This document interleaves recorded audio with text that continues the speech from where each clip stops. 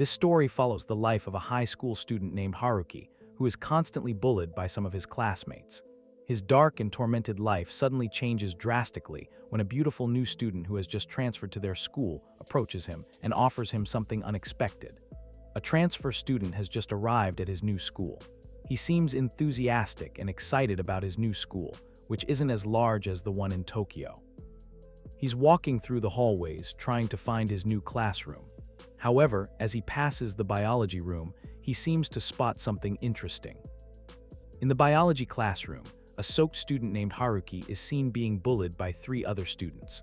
A girl named Riona sits on top of Haruki to restrain him. At the same time, a student named Takagi is recording the situation with his cell phone. Another student named Orihara is holding a book titled All the Torture in the World, while also holding a bottle of water. Orihara guides his 2 friends to torture Haruki this time by simultaneously pouring water into Haruki's mouth and nose. Of course, this action makes the victim start to feel short of breath. The feeling of being threatened also makes Haruki fear death. These bullies knew that their actions hurt Haruki, but what they expected from the young man was that he would try harder so he could entertain them in his boredom at school. Haruki, who was short of breath, tried to breathe, but the water that began to enter his lungs made him cough and vomit the water that was forcibly infused earlier, which hit Riona, who was still on top of Haruki. Riona felt disgusted, but on the other hand, she also wanted to do something crazy. Riona wanted to know if they could still do it without having to pin down Haruki. Takagi wasn't sure because Haruki refused. Because of this, Takagi raised his fist and hit Haruki. The blow made Haruki bleed from his nose. The 3 bullies looked happy when they saw Haruki's nose bleed. They immediately immortalized Haruki's pitiful look. Just as they were about to repeat their actions, the transfer student who came saw and caught them red-handed. The young man offered himself to be strangled. Riona and her 2 friends didn't understand what the boy meant at all, but instead of an explanation, all they got from him was the name of a fool. The bullies were furious. Takagi immediately wanted to beat up the transfer student, but Riona stopped him, saying they shouldn't just hit their juniors. With good intentions, Riona stroked the transfer student's head and advised him to return to his class.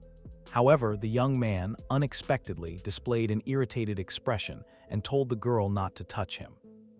The transfer student didn't hold back and even insulted the 3 bullies implicitly by saying that there was something strange with 6 legs or more, and had 2 tongues, and that made him hate lowly people so much. Riona didn't understand the meaning of the words, while Takagi thought the transfer student was a stupid figure, because surely everyone would also hate the figure that the transfer student had just described. The transfer student suddenly took out a handkerchief and dipped it in the aquarium so that the handkerchief became completely wet. The bullies were surprised and did not know what the transfer student was doing. Takagi then did not stay silent and tried to pull the young man's hand. The transfer student was silent, but a moment later, he caught Takagi and covered his mouth with the wet handkerchief while saying that what he did to Orihara was an example of the right way to torture. Slowly, Takagi began to feel short of breath, and at the same time, Riona tried to warn the transfer student to let go of Orihara. Just as they were about to start causing a commotion, from outside the biology room, a silhouette of a teacher was seen pacing the hallway while saying a name as if he was looking for someone. Seeing the situation was dire, the bullies tried to escape from the situation so as not to be caught by the teacher outside the biology room. However, before they left the room, they gave a warning to the transfer student that if they ever met, they would not hesitate to send him to God, the young man. The biology room was silent, only Haruki and the beauty student were left. Haruki thanked the young man because he thought he had helped Haruki get out of his bad situation. Haruki was cleaning up the mess in the room while the transfer student asked him why he shouldn't try to fight back, because there were actually so many ways to escape the bullying situation. Haruki just stayed silent. Seeing that his question seemed like it wouldn't get an answer, the transfer student chose to leave Haruki in the room alone. But before actually leaving the room, Haruki said that even with fish, the situation will still be the same. Those who are the weakest will have a habit of attacking with small objects. The 3 people refused to stop Bull. Ying, even if Haruki tried to stop them, the consequence that would arise was that someone else would become the target of the 3 people's bullying. If that were the case, the bullying would never end. A person can never be at peace if they feel intimidated. These thoughts led Haruki to resign himself to being a victim of bullying. The transfer student was stunned by Haruki's explanation. A smile appeared on the handsome young man's lips. Haruki then returned to his class, and with his appearance still messy, there were many of his classmates wondered what had just happened to Haruki. Haruki's face looked messy while his clothes were still soaked. Haruki refused to explain the bullying situation he had just experienced in the biology room, and only gave a short answer that he was fine to those who had asked. The 3 bullies who had bullied Haruki in the biology room were Haruki's classmates. They also responded to Haruki's messy appearance, but still said that he was fine. Not to forget, the verbal taunts were also thrown as jokes that were not funny at all. Class was about to start, and a teacher had entered their classroom. Unusually, there was a new figure brought in by the teacher. The figure was a beautiful transfer student, but a man named Yukihime Takashi. He was a transfer student from Tokyo and also an eyewitness to the bullying case that befell Haruki in the biology room some time ago. His classmates were immediately captivated by Yuki's appearance, which looked beautiful yet handsome. Both male and female students in the class were already captivated by Yuki's appearance, especially her face. At the same time, Haruki's eyes widened in shock because he recognized the figure as the person who intervened in the bullying case and acted as his savior. Not only Haruki, but the 3 bullies also noticed and recognized Yuki. While they seemed a little surprised, they also seemed quite happy to have a new target. Like most transfer student introductions, the homeroom teacher who brought Yuki into the classroom asked the students to be friendly and befriend him. That day, there was a physical education class taught by a teacher named Onizuka. The students in the class seemed quite alert as they were about to attend Onizuka-sensei's lesson. It seemed Onizuka-sensei was a strict teacher with his teaching schedule, so all the students hurried to change into their gym uniforms so they wouldn't be late for Onizuka-sensei's class, as the consequences would be quite severe. At that time, Yuki had finished changing his clothes and was ready to go to the field, but his steps were blocked by Takagi and Orihara. The 2 bullies wanted to take out their anger on Yuki, who had disturbed them while bullying Haruki. Haruki came to mediate so that Yuki would not become the next victim, but instead, he received a direct punch from Takagi. The students who witnessed the bullying tried to ignore it and were reluctant to get involved. They were even immediately expelled by Takagi, so they would not interfere with his business. Orihara now grabbed Yuki's hair and pointed a cutter at the young man's neck. He intimidated and threatened Yuki that his actions this morning were quite annoying for them, and if Yuki continued to act like that in the future, they would not stay silent and give Yuki a very bad school life. They showed no mercy at all. When they had finished delivering their message, Takagi and Orihara then left, leaving Yuki and Haruki in the locker room. Yuki then tried to check the door, and sure enough, the 2 of them were trapped inside the locker room. Seeing that they couldn't get out immediately for gym class made Haruki quite scared. If they were late for gym class, the disciplinary action they would receive was hopping like rabbits 10 times around the schoolyard. On the field, Onizuka-sensei had already begun taking attendance of his students. The 3 bullies who were also attending the class seemed very happy to know that Yuki would later carry out the punishment with a body that looked frail. They couldn't wait to see Yuki's desperate look. From inside the locker room, Haruki began to panic because he saw Onizuka-sensei starting to take attendance. Haruki then tried many ways to get out of the room, and now he was going to call the school staff room so they could get out. Just as Haruki picked up his phone, in front of him was Yuki, lifting the lockers in the students' locker room. Of course, Haruki was very surprised by what Yuki would do. Outside on the field, Onizuka-sensei had arrived at Yuki's name, but did not find the student who owned the name. Onizuka-sensei also realized that Haruki was not there. Riona and her group giggled happily when they thought their plan was going smoothly. Suddenly, a locker from the locker room broke through the locker room glass and fell right near Onizuka-sensei and his stew. Dents gathered. Everyone who saw this was certainly shocked, but in this case the perpetrator acted normally. The one who had thrown the locker was Yuki. Haruki was shocked, but he seemed to know what Yuki would do next, but the young man was immediately afraid because at that time they were on the 2nd floor of the school building. Yuki was not afraid or hesitant at all. She was determined to stay down and attend the gym class guided by Onizuka-sensei. Because of the impact, Haruki would not move from his place.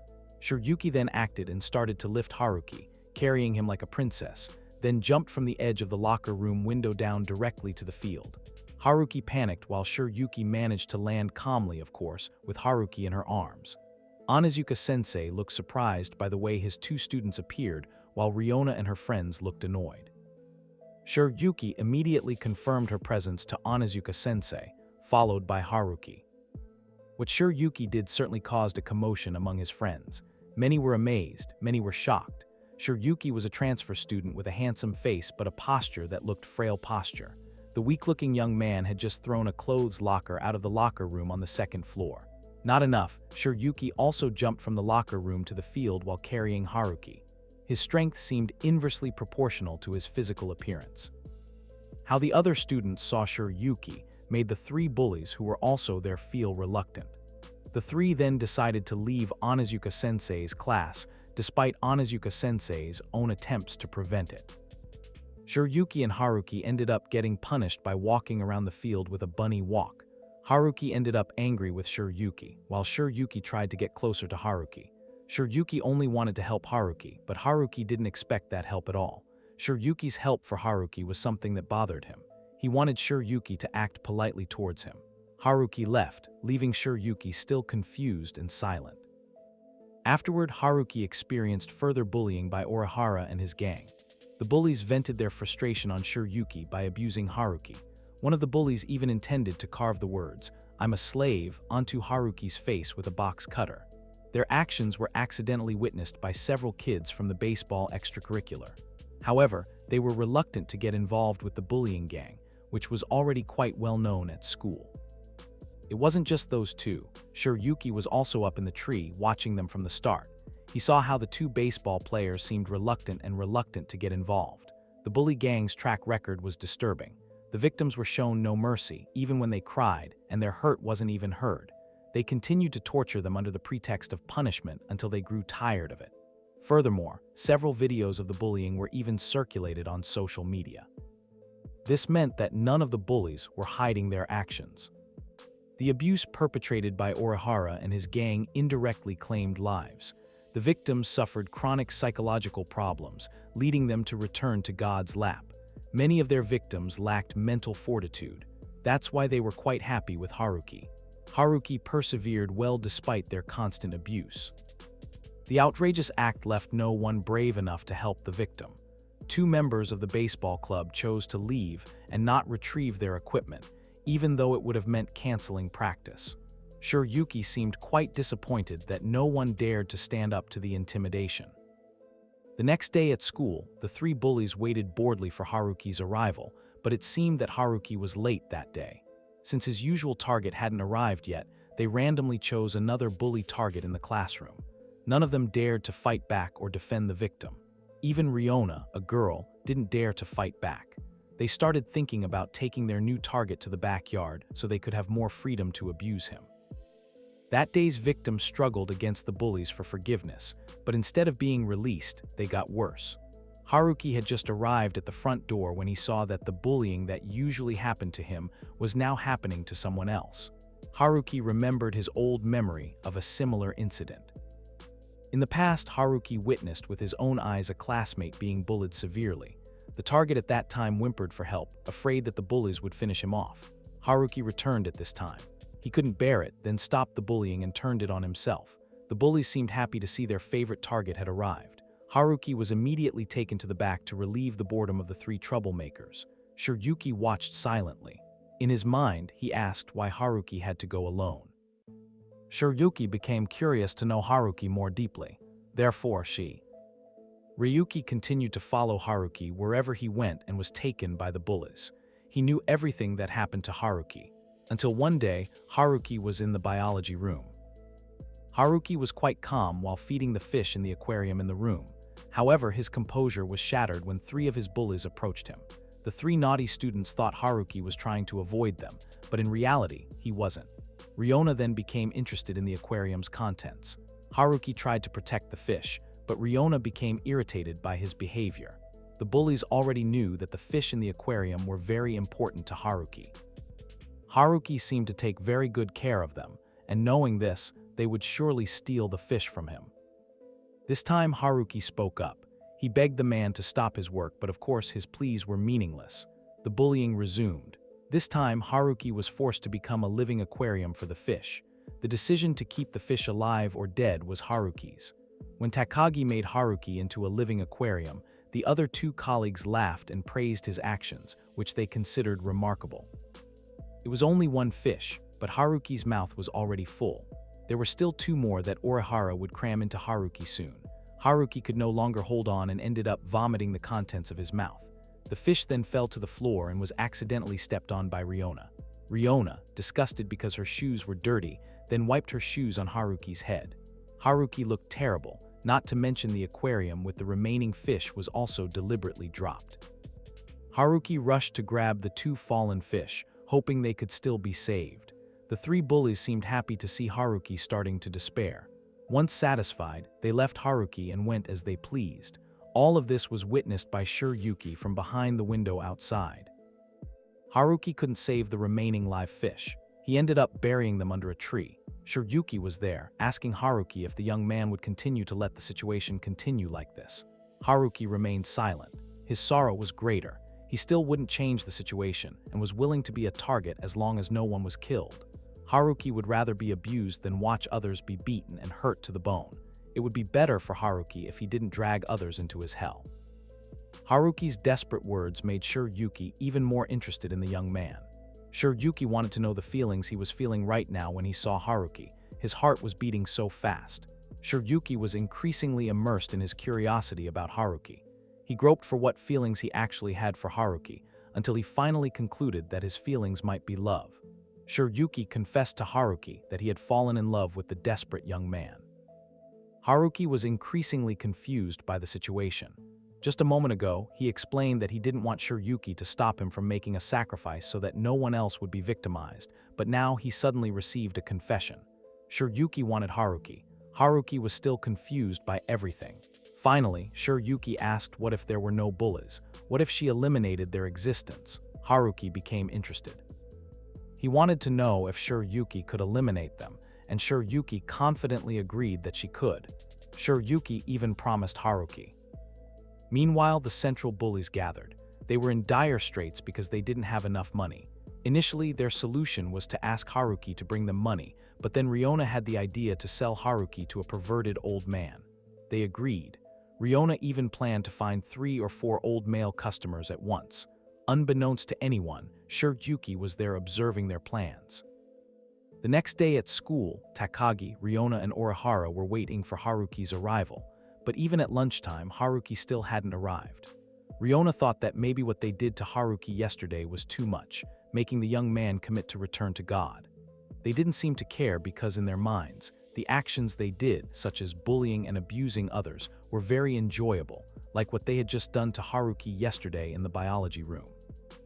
Takagi was even more delighted when he saw Haruki's desperate look. He imagined Haruki begging him to stop. The situation even made him very excited. Takagi wanted to realize their plan to sell Haruki, so that afternoon, he opened a dating app for male lovers to see if any perverts were willing to buy Haruki. Takagi wanted to see Haruki's desperate face screaming from being worked on by his buyer. Not only that, Takagi even wanted to show the site to everyone. Not just Takagi, but also Orihara and Riona. The 3 high school students truly had evil intentions to sell Haruki and enjoy the proceeds. They even placed a vase of flowers on Haruki's table as a symbol of his death. One of the girls was disturbed by the commotion caused by the 3 men. But before she could realize her mistake, Takagi suddenly grabbed her assets and sexually assaulted her. Shiryuki entered the classroom and saw a vase of flowers on Haruki's desk. Takagi then greeted Shiryuki, who had just arrived, while saying that Haruki was dead. Orihara added that the reason why Haruki died was that Shiryuki interfered in their affairs. Haruki was said to have committed return to God because they bullied him too often until Haruki could no longer stand all the mental pressure he received. Shiryuki then calmly asked the 3 people why they bullied Haruki. Takagi then gave a short answer regarding the reason they bullied him was simply because they were bored. Takagi, Orihara and Riona then rushed out of the classroom. But before that, Takagi advised that because Haruki was no longer there, the next target of bullying was Shiryuki. Shiryuki took back a vase of flowers that had been on Haruki's table. He intended to give it to Haruki. Shiryuki looked around for Haruki, and when he arrived in front of the biology room, Shiryuki saw that the figure she was teaching was in the room. Shiryuki was about to go in to approach Haruki, but his intention was cancelled when he saw Haruki's shoulders shaking. From behind, Haruki was seen holding his temple, which was the place where Riona's shoe had landed earlier. The incident seemed to have left a mark and become a trauma for Haruki. Shiryuki decided to go in and ask Haruki if that day he would decide to start skipping school, but what Haruki wanted to do was not like that. He didn't want to waste his precious time skipping school, but Haruki didn't want to enter the same class as Takagi, Orihara, and Riona. Shiryuki then asked Haruki if the young man still remembered the promise Shiryuki had made to Haruki. Haruki looked confused and reluctant to answer, but Shiryuki reminded him again, emphasizing that they had promised that once Shiryuki managed to eliminate Takagi, Orihara, and Riona, they would officially date.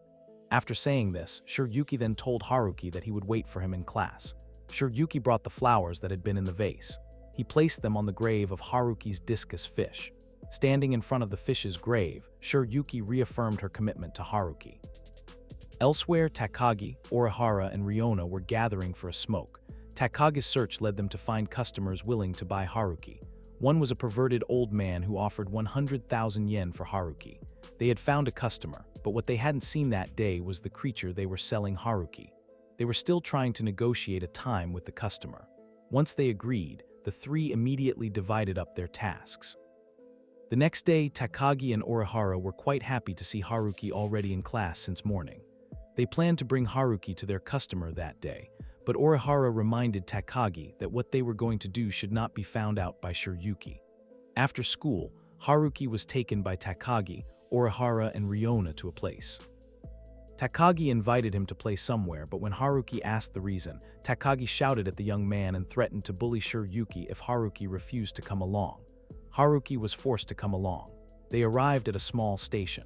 Takagi insisted that Haruki wait. Haruki asked a question, but his question angered Takagi.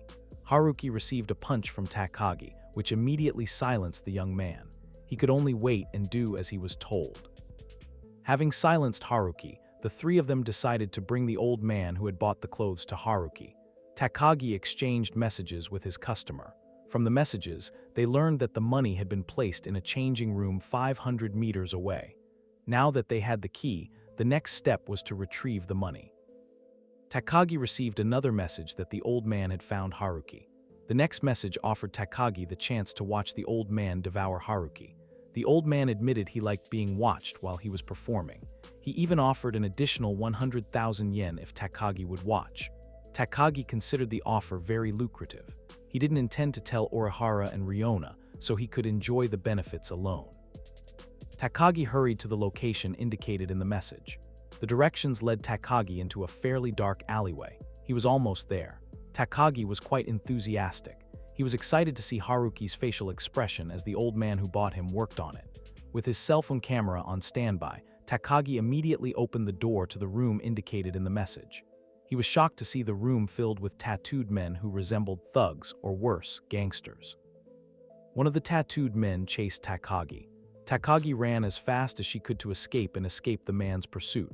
She didn't have time to get her money. While running away, a hand and a voice guided her somewhere. Without thinking, Takagi followed the directions, even though she didn't know who was behind. The voice and hand. Takagi ran quite far, even entering a forest area. Upon regaining consciousness, Takagi felt nothing but gratitude for escaping the terrifying man's pursuit. However, he was shocked to see a figure in a cloak standing there. Takagi was even more shocked to discover that the cloak was Shiryuki. Takagi thanks Shiryuki. This time, Shiryuki is like a savior for Takagi in a difficult situation. Takagi still doesn't understand what is happening. Shiryuki then speaks and tells Takagi that the forest area they are in this time is very different from Tokyo. The large forest where they are standing this time is very comfortable for Shiryuki. Takagi is confused about what Shiryuki is talking about. Suddenly, Shiryuki hits Takagi with a hammer. Shiryuki continued, explaining that in that place, no one would know what they were doing. They wouldn't have to worry about anyone accidentally seeing them. Takagi tried to stop the bleeding from his nose and mouth. He was confused by what he was experiencing at that moment. Shiryuki continued her actions, this time striking Takagi with the hammer until it impaled him. Takagi, almost unconscious, asked why Shiryuki was abusing him. Of course, Shiryuki happily replied that he did it out of boredom. Shiryuki also verbally abused Takagi, who was beginning to lose consciousness. The young man then retrieved the hammer and resumed his torture. Time passed and the day had changed, and it was already morning. Takagi woke up after all the torture Shiryuki had inflicted. He was greeted by Shiryuki that morning, who said that Takagi's wake-up time was perfect for the preparations Shiryuki had made for him. Takagi was tied by Shiryuki to a tree, with a tree trunk with a conical tip between his legs. Takagi felt so tortured. He screamed and said that he would never forgive Shiryuki. Shiryuki didn't want to hear it. Takagi's chatter was too noisy, even though Haruki was suffering more than Takagi right now. Takagi didn't want to be compared to Haruki. For Takagi, Haruki was a weak man who kept crying over the death of his fish. Takagi just realized that Shiryuki did those things to Takagi solely for Haruki. Takagi began to suspect that Shiryuki had feelings for Haruki. With that suspicion, Takagi then said that Haruki was destroyed. He said this so that Shiryuki would be affected. Takagi even mentioned Haruki's past, where he had experienced sexual harassment from Riona. Shiryuki wanted to know if Takagi was that happy watching Haruki suffer. Takagi confirmed it. He was thrilled to see Haruki begging him and his two other friends to stop their torture. Haruki, while receiving Riona's abuse, kept whining and begging for him to stop, but none of his moans were heard. Shiryuki had had enough of Takagi's ranting. He then explained that the purpose of torture was to instill remorse and psychological damage in the target through manipulation. Seeing Takagi's apparent lack of remorse, Shiryuki gave up. Takagi was beyond repair. Ultimately, Shiryuki chose to send Takagi to hell, believing he would never repent. Shiryuki landed a single blow on Takagi, and the young man immediately screamed in pain. Shiryuki's only regret was that only the animals and trees had heard Takagi's final words. Shiryuki truly wished there was someone who could witness Takagi's end.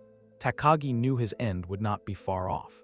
Shiryuki repeated the action as many times as she pleased.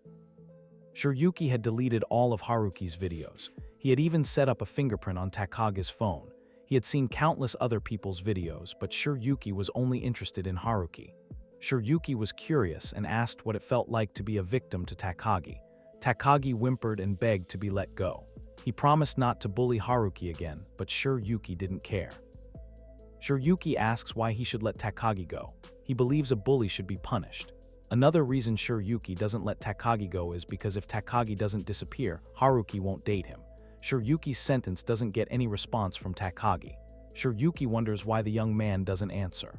Upon further inspection, it turns out that Takagi's existence will now disappear completely from the world. It's time for Shiryuki to catch Haruki's other bully. Shiryuki's next target is Riona, the girl who stomped on Haruki's precious fish. There are only 2 more targets left until Shiryuki can date Haruki. At school, Orihara and Riona began searching for Takagi, who never came. Not only that, but even Riona's messages were not read by Takagi. Takagi's disappearance occurred after they planned to sell Haruki, therefore, Haruki became the target again. Orihara approached Haruki to ask about Takagi's whereabouts, but Haruki himself did not know where Takagi had gone. Haruki only remembered that yesterday, Takagi called him to the bathroom and then beat him until he was unconscious. Then after a while, he had to wake up, but Takagi was not around him. Therefore, Haruki decided to go home. After that, he never saw Takagi again. Orihara and Riona did not believe what Haruki had just said and even accused the young man of lying to them. Orihara and Riona demanded that Haruki tell the truth and tell them where Takagi was. While the two still believed Haruki was lying, they overheard other students discussing the sighting of Takagi yesterday. The student who saw Takagi was a student whose house was near the spot where Takagi was chased by the black mob. From this story, they concluded that there must be a connection between what they saw and why Takagi didn't come to school that day. Orihara and Riona exchanged a look of surprise, especially when the student mentioned the black community. They couldn't fathom what Takagi had done. While the two bullies were confused, Shiryuki sat silently watching them from his seat. The beautiful young man smiled when the name of the black community was mentioned. The group's name didn't have a good representation in society, so if Takagi was really gone for a long time, his family and school wouldn't do much or care because of his connection to the black community. Not only that, the forest where Takagi was killed was very large and not many people came to visit, so it wouldn't be easy for Takagi's body to be found. Even if Takagi's body was found, the police would consider the black community the main suspect. Shiryuki, who had successfully eliminated one of Haruki's 3 bullies that day, felt in a very good mood. It was time for class to change. Shiryuki got up to invite Haruki to go to the next class together. At the same time, Orihara and Riona began to wonder what they should do about Takagi's disappearance. Riona couldn't believe what she had just heard, so the only solution Riona could propose to Orihara was to maximize their efforts to find Takagi with their own hands. Before Takagi died, when the dying young man still had a little consciousness, Shiryuki asked Takagi about who Riona was. Takagi, intimidated by Shiryuki, then explained that her Yama Riona was a girl who was still a virgin. That fact was quite impossible to be true, but the fact was clear. Riona was a figure who was very loyal to the name of the person she loved, and that person was her uncle. Takagi told how crazy Riona was regarding things related to her uncle because the girl was very obsessed with the man. Riona even immediately responded to a joke thrown by her friend, who said that a girl could not marry her uncle. The girl who had thrown the tent then became the target of Riona, and not only that, Riona even asked for help from Takagi and Orihara to molest the girl. Takagi had told him everything he knew about Riona. Therefore, he demanded Shiryuki's release, but the beautiful young man only became more convinced that Takagi, Riona, and Orihara were completely incompetent. Back during class, the majority of the students tried to focus on the teacher's explanation. Shiryuki arranged the board with a smile, wondering what she could do from now on. While the class was in session, it didn't stop Riona and Orihara's bullying. The target this time wasn't their classmates, but the teacher who was trying to explain things to the students. The homeroom teacher seemed disturbed by Riona's actions. The man clearly showed a very annoyed face at the girl. Previously, the teacher named Tokieta had intended to report the bullies during a teacher's meeting, but before that was done, Tokieta was first led to a place by Takagi, Orihara, and Riona. They then created an action scenario that showed scenes such as Tokieta trying to harass Riona, but the actual incident was the opposite. When the teacher was harassed, Riona recorded a video of the incident. Now, Tokieta is obedient to Riona, Takagi, and Orihara. When class was over, Riona tried to ask Haruki to hang out with her the next day. Riona asked Haruki on a date. The girl initially acted indifferent when Haruki refused her invitation, but Haruki eventually agreed to the date. It was not without reason. It turned out that Riona asked Haruki on a date so that her goal of selling Haruki to several old men could continue. Riona had become too comfortable torturing Haruki. The girl was increasingly impatient to meet Haruki the next day and sell him to the old man. Haruki was about to leave the classroom, but Shiryuki stopped him and asked if he was going on a date with Riona. Haruki didn't want to make a big deal out of it because no matter what, he would still be a victim in the end. Shiryuki was confused about how Haruki could feel okay being a victim.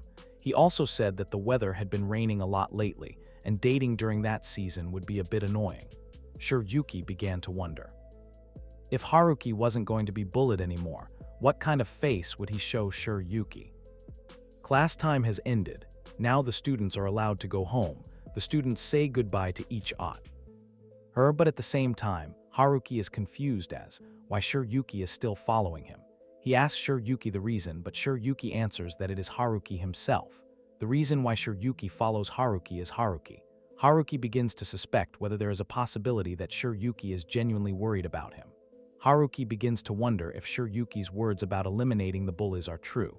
Haruki feels uncertain, especially since they still don't know each other very well. Shiryuki still wanted to go wherever Haruki went, and that afternoon they walked together to Inukai-sensei's office, in the biology room.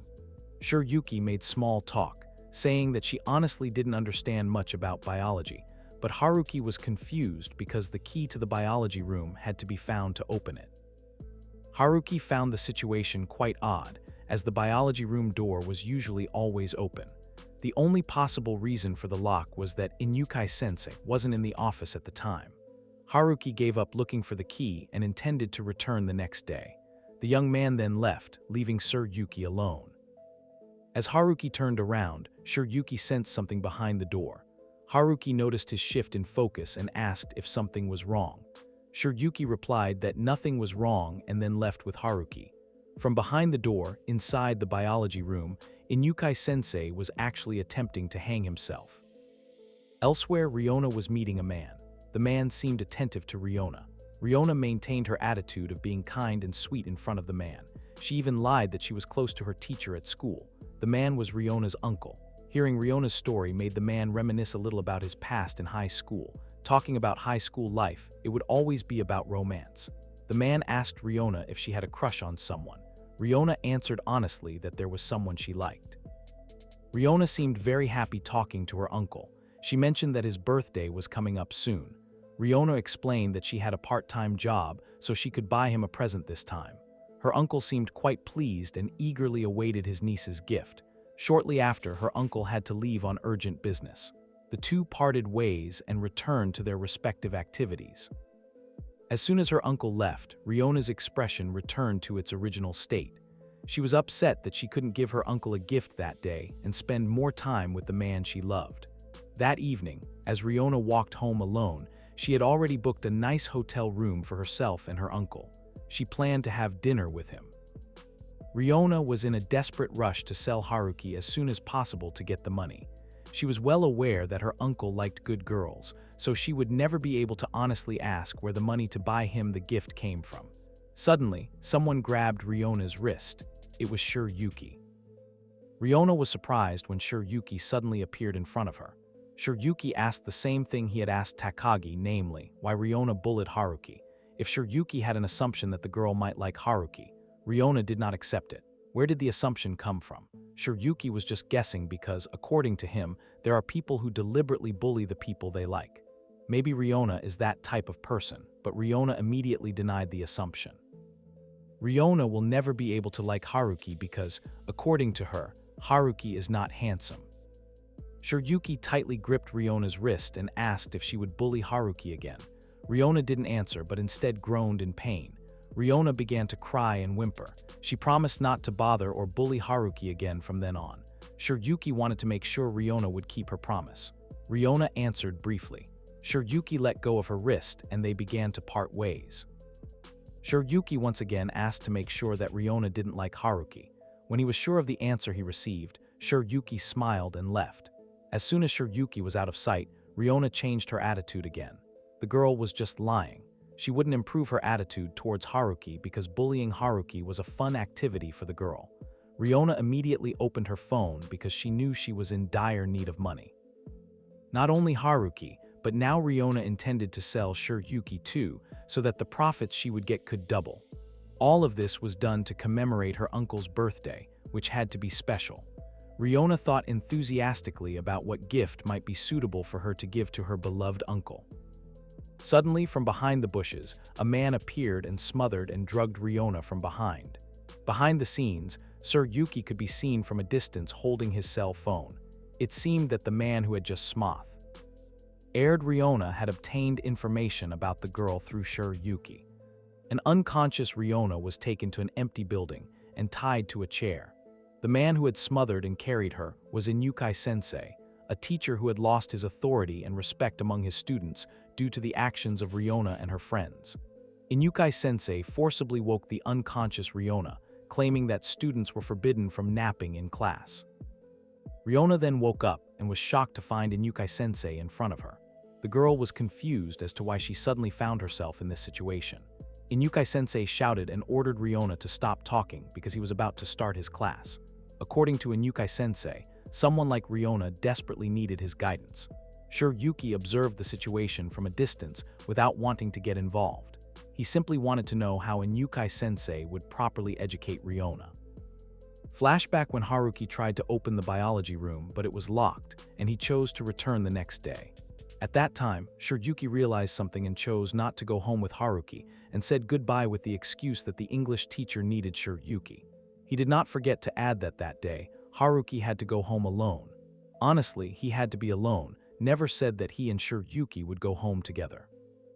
As soon as they parted, Shiryuki tried to see the inside of the biology room from the yard outside the window. He heard a sound coming from inside the room.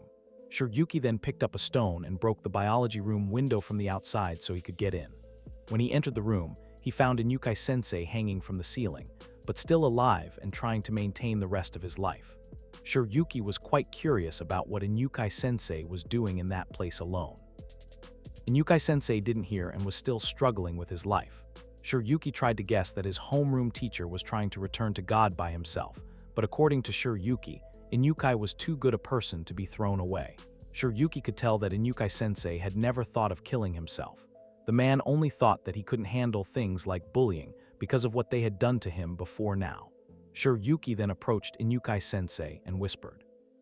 Shiryuki offered Inukai-sensei to take revenge first before the girl was truly taken by death. Back to the current timeline. Inukai-sensei, who had been allowed to vent his anger on Riona, no longer hesitated and held back. Riona still tried to avoid and asked for the bonds that wrapped around her body to be released immediately.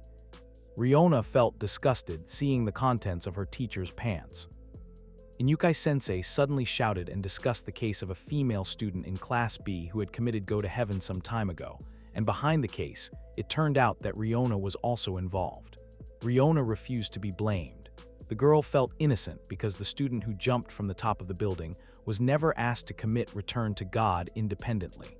Riona only ever made the girl sleep with herself. After encouraging a girl to sleep with herself, Riona also laughed at the girl's actions, which also killed herself due to psychological damage. Riona laughed happily when she heard and recalled the incident. On the other hand, Inukai-sensei looked confused and wondered why the girl committed acts of bullying her peers.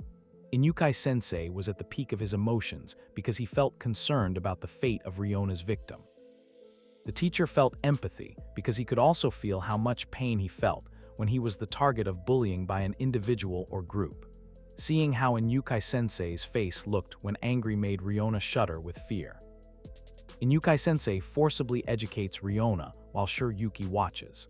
After the lesson, Shiryuki is quite impressed with Inukai-sensei's extraordinary method of educating Riona. While continuing to stare at his phone, Shiryuki mutters that they need to let those fools who don't understand what it's like to experience pain firsthand. Riona was left alone in the abandoned building, her clothes disheveled.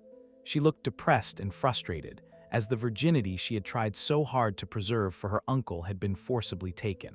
Her gaze was blank until a familiar male voice called her name. Riona was called by her uncle, who came for her. Riona, who saw her uncle coming, immediately ran to the man she loved. However, instead of a warm, comforting hug, Riona received a hard blow and a disgusted look. Her uncle pointed at the phone he was holding. The phone screen displayed a screen with a recording of Riona bullying another girl. Riona was wide-eyed and confused to explain. She didn't know where her uncle got the video. Her uncle only explained that he had just received a DM with the contents of the video from someone. Her uncle didn't expect his cute niece to act so cruelly. Riona tried to explain, but her uncle refused to listen. The uncle even refused to listen to the reasons and felt ashamed of having a relationship with Riona. Her uncle, the man Riona only loved, never wanted to see Riona again. Those words were a huge blow to Riona. The psychological impact she suffered led her to commit return to God, like her former bullying victims. News of Riona's situation had reached the school. Takagi was still missing, and at the same time, Inukai-sensei hadn't come in to teach. They had many questions, but no one answered them. Shiryuki felt at peace. He thought he could now understand people's feelings a little better than before. Haruki was surprised and then tried to call out to Shiryuki. Shiryuki noticed Haruki's presence. He asked Haruki what he needed from her. Haruki was a little suspicious of the previously cheerful Riona's disappearance. Shiryuki responded calmly to his suspicions, praising him for his understanding of others. He also suggested that Riona might regret Haruki's death. Shiryuki then asked if Haruki was happy about the disappearance of the bullies. Haruki didn't immediately confirm it, but the most important thing for him was that no one was hurt. Their class that day began, and Shiryuki started it with a happy feeling because there was only one more bully to get rid of before he could finally go on a date with Haruki and do various fun things together. While Shiryuki thought about the fun things he could do with Haruki, Haruki himself was still drowning in his gloomy feelings, while Orihara in the back seat looked very upset. During the break, Orihara then forcibly took Haruki to ask where Riona was because, from what Orihara knew, Riona had an agenda to date Haruki yesterday. Besides, the last contact with Takagi should also be Haruki. Orihara suspects that Haruki is involved in the disappearance of his two fellow bullies. Haruki is quite afraid of what Orihara will do to him, but he doesn't know anything about the disappearance of the two temple friends. Orihara thought Haruki would be happy if Takagi and Riona disappeared, because it could be assumed that his bullies were no longer there. However, Orihara is still there, and never has any intention of letting go of Haruki forever. That day, Orihara was deeply upset by Takagi's disappearance and Riona's go to hell. The young man began to wonder if his friends had been arrested by someone holding a grudge against them. However, when this assumption arose, Orihara had many people in mind who could have carried out the grudge. He began to think that the perpetrator might have been a victim of bullying they had previously bullied, but even so, this didn't stop Orihara from suppressing his bullying. As Orihara entered the classroom, he overheard several girls discussing Shiryuki's charms. He then remembered that Shiryuki had always hung out with Haruki, and that many strange incidents had occurred since Shiryuki transferred to their school. With this assumption, Orihara had an idea that he thought was quite good. After school, Shiryuki wanted to go home with Haruki, but Haruki reminded him that the paths between their houses were opposite each other. Haruki didn't want to bother Shiryuki even though Shiryuki had volunteered. Coinciding with this, a teacher still had business with Shiryuki, so the young man had to stay at school first. When Shiryuki left with the teacher, that's when Haruki was approached by Orihara. Orihara took Haruki to an empty room and tied him to a chair. Haruki remained silent, but politely asked if Orihara could stop doing this to him. Orihara then replied that just because Takagi and Riona were gone didn't mean she would stop either. Orihara had dedicated himself to harassing Haruki, and even if she were found out, she would try to cover it up. Orihara then knocked Haruki unconscious. After a while, Shiryuki, having just finished dealing with the teacher, was about to go home and grab his shoes from his locker. However, when he opened his locker, Shiryuki found Haruki's cracked glasses along with a note that read, "I'll be waiting in the gym equipment room." Shiryuki complied with the handwritten note and went to the equipment shed to investigate. When the young man opened the door, he was greeted by Orihara, who announced that he had arrived in the torture room and that the seduction show was about to begin. Haruki lay unconscious beneath Orihara. Shiryuki asks Orihara what he's up to. The young man replies that he's aware of Shiryuki's closeness to Haruki, so he thinks that if Hara can defeat Shiryuki in front of Haruki, Haruki will be happy. Orihara expressed his suspicions about Takagi and Riona's disappearance, but he no longer cared. His days were starting to get boring, so Orihara admitted that he needed a new game. The reason the young man discussed this with Shiryuki was that he felt Shiryuki would be perfect for his new game. Orihara then took out a cutter and pointed it in front of Shiryuki, saying that he needed Shiryuki to be able to prove his existence, that Orihara was the king. Haruki seemed to be starting to regain consciousness, and this made Orihara happy because it meant he could torture Shiryuki when Haruki confronted him. But suddenly, Shiryuki took a chair and hit Haruki with it, causing Haruki to faint again. Orihara was very shocked and confused by what Shiryuki did, because he thought that Haruki and Shiryuki were very close friends, but Shiryuki was honestly also confused about their relationship, which would remain the same. He thought that Haruki was more important than him. This confession made Orihara even more confused. It had to be important to Shiryuki. He would get abused by Shiryuki himself. Shiryuki was reluctant to answer, but he only said that Orihara would definitely be in trouble if anyone saw.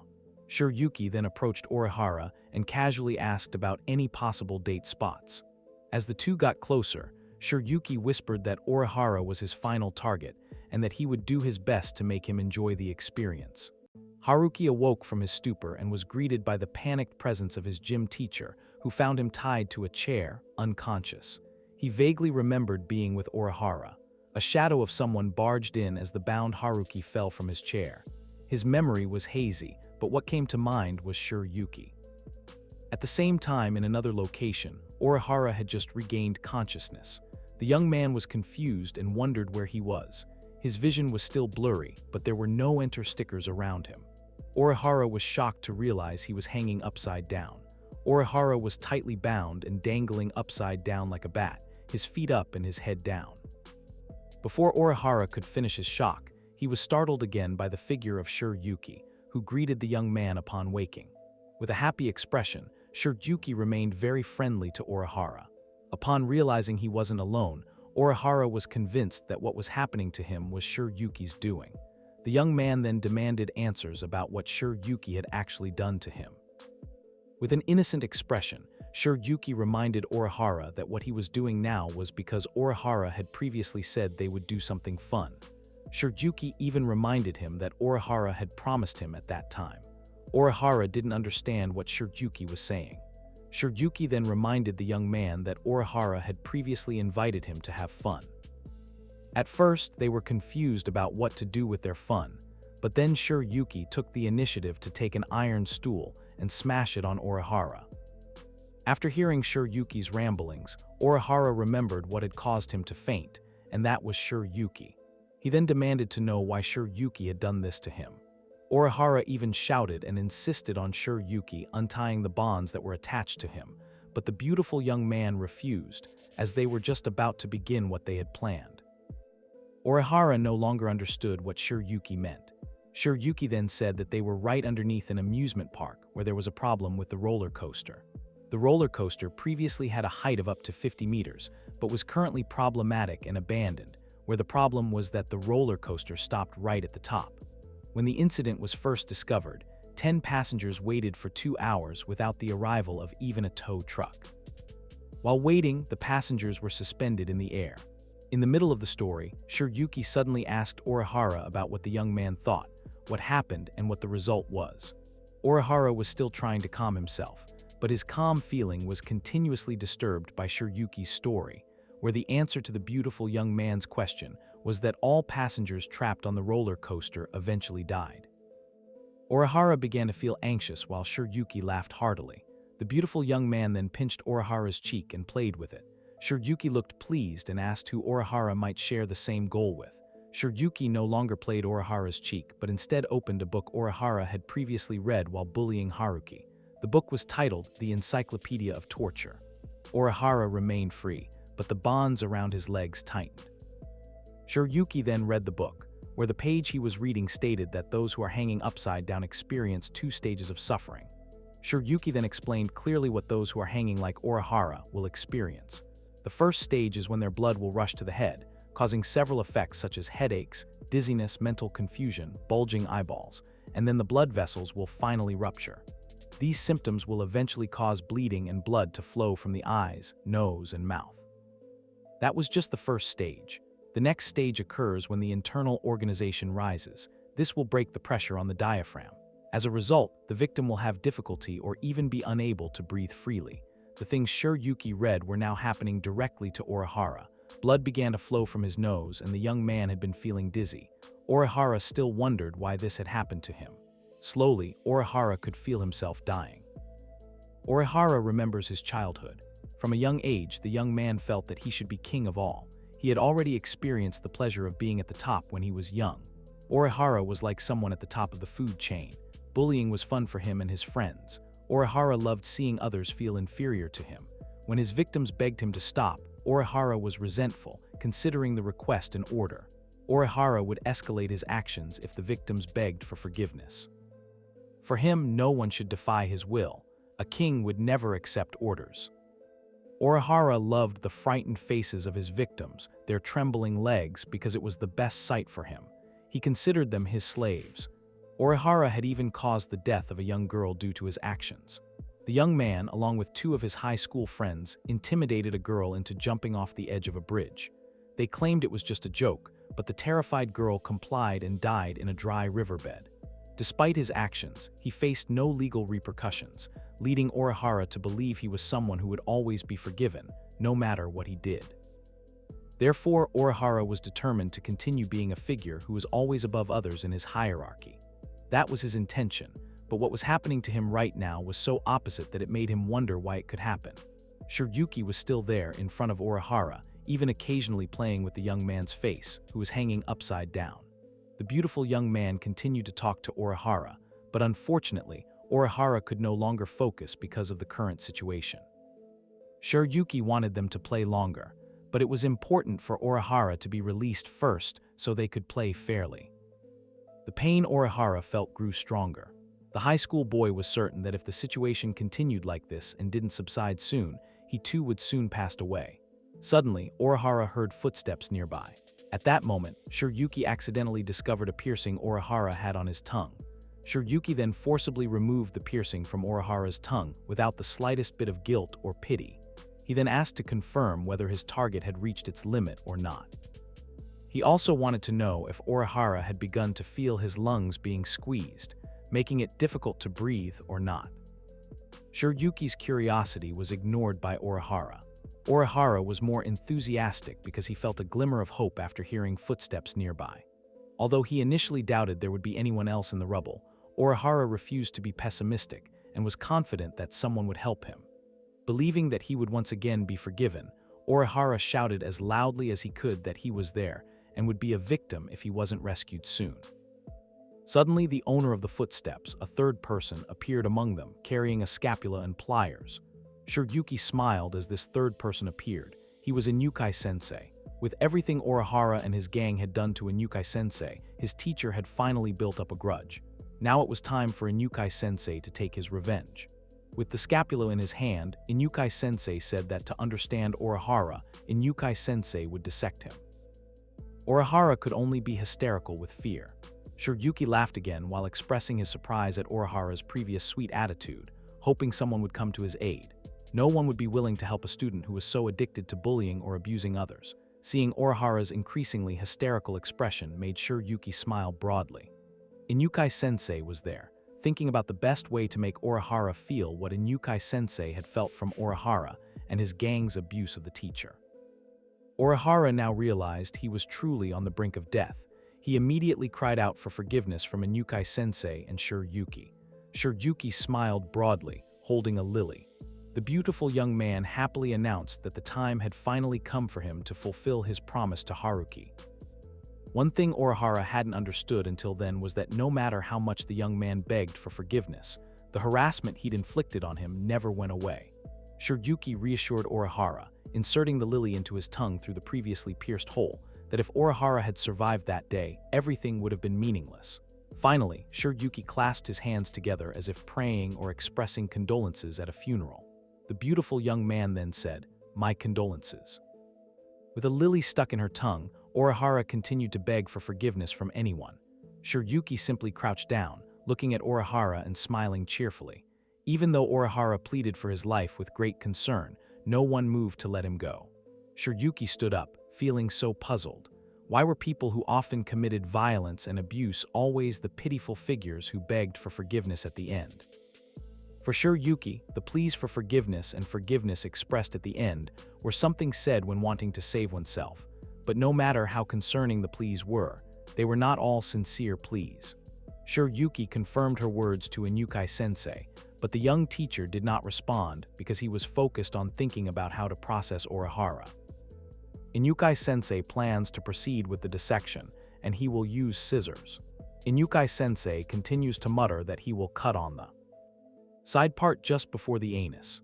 Shiryuki then apologizes to Inukai-sensei for having made the young teacher wait so long. Now, Inukai-sensei is free to do whatever he wants to Orihara because Orihara is now only a name. The young man has died, just like the victims of a roller coaster that got stuck and sent visitors upside down in the air. Next day, Shiryuki met Haruki, who was in front of the grave of his former pet fish. Haruki had a bandaged wound on his face. Shiryuki, who was worried, then asked about the young man's condition. Shiryuki asked as if he didn't know anything. He wanted to know about Haruki, who had fainted in the storeroom and even been rushed to the hospital. Haruki laughed awkwardly and answered that he was fine. He just felt that Haruki had hit his jaw hard earlier, so now it still hurts a little. Shiryuki showed his feelings of curiosity towards Haruki. Haruki then suddenly asked back to confirm the truth of his memory. He wanted to know if Shiryuki was in the storeroom yesterday. Shiryuki was surprised and asked back why Haruki asked, and assumed that. Haruki then replied that he felt like he had seen Shiryuki enter the storeroom that day, but his memory was vague and not very clear. Shiryuki was silent for a moment before finally denying it. Shiryuki said that Haruki's memory was wrong. If Shiryuki had indeed come to the storeroom that day, then she would definitely have taken Haruki to the hospital. Hearing this explanation made Haruki accept the facts presented by Shiryuki. Haruki was now convinced that his memory was indeed wrong because he had previously fainted in the storeroom. Around them, several male and female students were excitedly discussing the latest news regarding Inukai-sensei. Many articles had been published reporting that their teacher, Inukai-sensei, had been arrested by the police for a surgical procedure performed on his own student. Hearing this news made Haruki wonder why his teacher would do such a cruel thing. Shiryuki only responded casually that what Inukai-sensei did was probably because the teacher felt resentment. She then became more interested in asking, even though it was a loss, just to make sure that his crush was happy when he learned of Orihara's death. Haruki felt at a loss for an answer to that question. Honestly, what mattered to him was that no one else was hurt, but that didn't rule out the fact that the disappearance of the characters who frequently abused students brought him quite a sense of relief. Haruki still felt empathy and sympathy for Orihara and the other two people who frequently abused him. Even though those three people were bullies, what happened to them was too cruel for Haruki. The atmosphere between them became a little gloomy because Shiryuki suddenly remembered that there was something he wanted to show Haruki. Shiryuki rushed Haruki to the biology room where they first met by chance. Haruki wondered what exactly Shiryuki wanted to show him. That curiosity then disappeared when they arrived in the biology room. The aquarium that had been empty some time ago was now filled again with several fish of the same species as before, namely disco fish. Shiryuki explained that the fish had just arrived that morning and that he knew Haruki would love them. He wanted him to care for them like before. Haruki accepted Shiryuki's gift and entrusted him with caring for the fish. A look of happiness crossed Haruki's face after a long time. Shiryuki felt relieved to see his expression brighten again. He then changed the subject and wanted to remind him of their promise. Shiryuki happily asked Haruki if he was going to go out with him like he promised, because there were no more bullies. Haruki was quite confused by Shiryuki's words. He asked if Shiryuki was really serious with that promise. Shiryuki replied that he was a person who was always serious, even though his expression always seemed to smile in front of Haruki. Haruki did not immediately obey and fulfill his promise, but the young man instead said that how could the situation to be so compatible between the disappearance of the bullies and their promise? Event after event happened so strangely, starting from Takaga's disappearance, Ryona's death due to suicide, and the Orihara case incident, which was dissected by Inukai-sensei, seemed to have a causality that he did not know. Hearing this reason made Shiryuki laugh. In his mind, Haruki wondered what made Shiryuki laugh, even though what he had just said did not contain any jokes. Suddenly, Shiryuki, with a smiling but serious facial expression, made Haruki a little wary. Shiryuki asked Haruki back about what Haruki actually wanted to say. The question indirectly made Haruki feel intimidated. Haruki began to suspect that the incident that befell the three people who had bullied him was something that had been done and planned by Shiryuki. However, if it was indeed done by Shiryuki, only so that the promise that Haruki promised to Shiryuki could be fulfilled, then Shiryuki's actions and Shiryuki herself could be abnormal. Haruki was sure that the situation was very abnormal. He recalled his vague memories when he was half-conscious in the storeroom. Was Shiryuki's presence in the storeroom gym that day really not a coincidence? Haruki thought hard about all the existing situations, but suddenly, Shiryuki took over his focus again. The two of them had a tense silence, but when everything was almost certain, Shiryuki threw a joke and said that he was just joking to surprise Haruki. Shiryuki denied Haruki's allegations and said that she could not possibly do such an impossible thing. Shiryuki told Haruki not to take her words seriously. Haruki then laughed after Shiryuki denied his allegations. With a disappointed face, Shiryuki asked if Haruki really believed that he had done something cruel to the bullies. Karaoke then apologized while laughing, but with a joking gesture. Shiryuki said that she did not accept Haruki's apology because she felt hurt by Haruki's suspicions. Shiryuki chuckled, saying he was hurt and not forgetting to remind Haruki that he hated seeing anyone hurt. Haruki fell into Shiryuki's trap.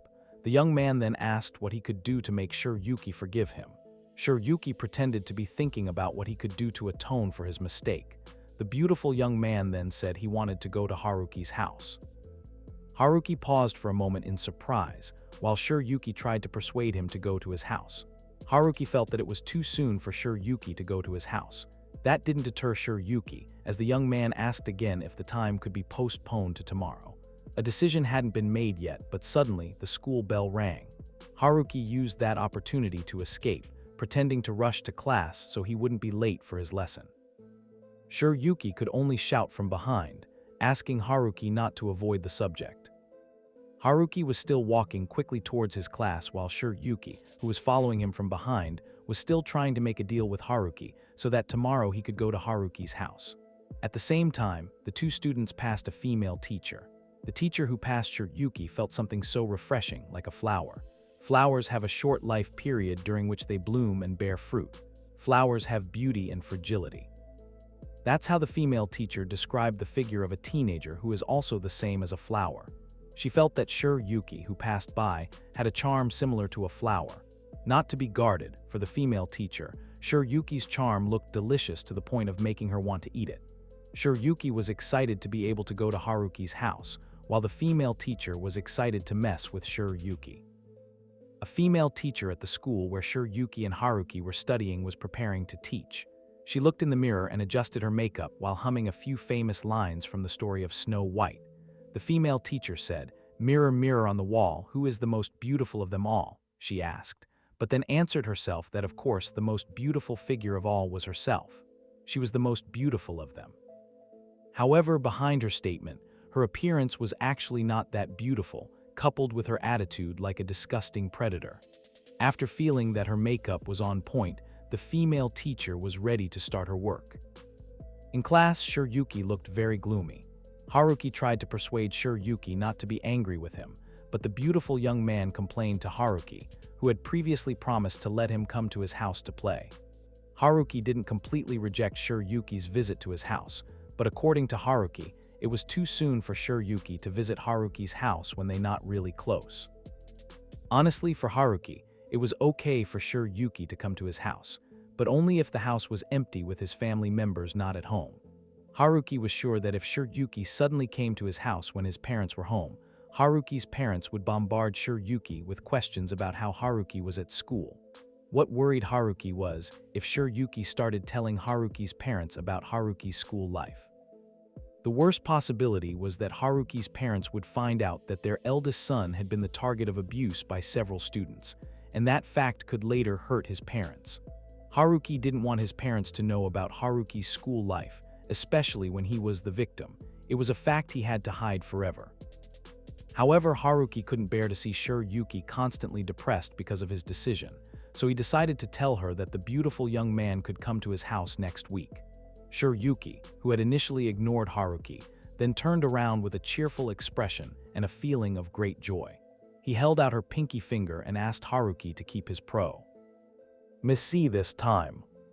Haruki thought hard about whether Shiryuki might have thought that they were currently dating because, according to Haruki, their promise to be date together had not been fulfilled. After all, according to Haruki, it was not Shiryuki who had ended the abuse at their school. Besides, according to Haruki, the promise was also irrelevant because Shiryuki and he were both men.